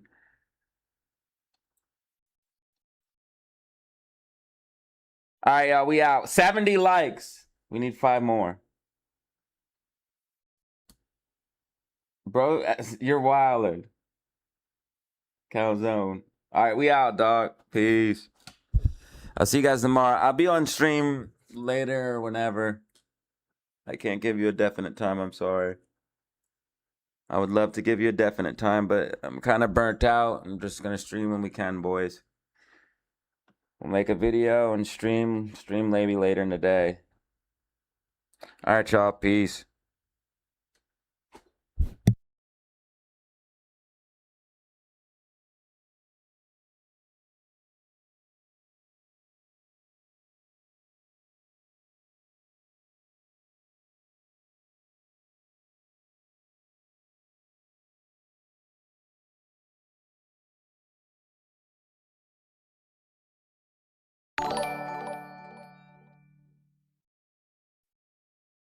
What in the hell?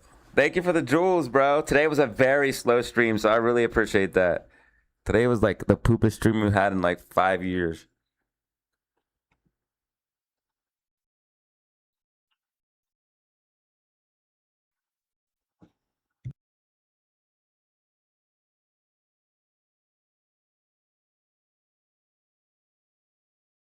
Thank you, sir. Peace.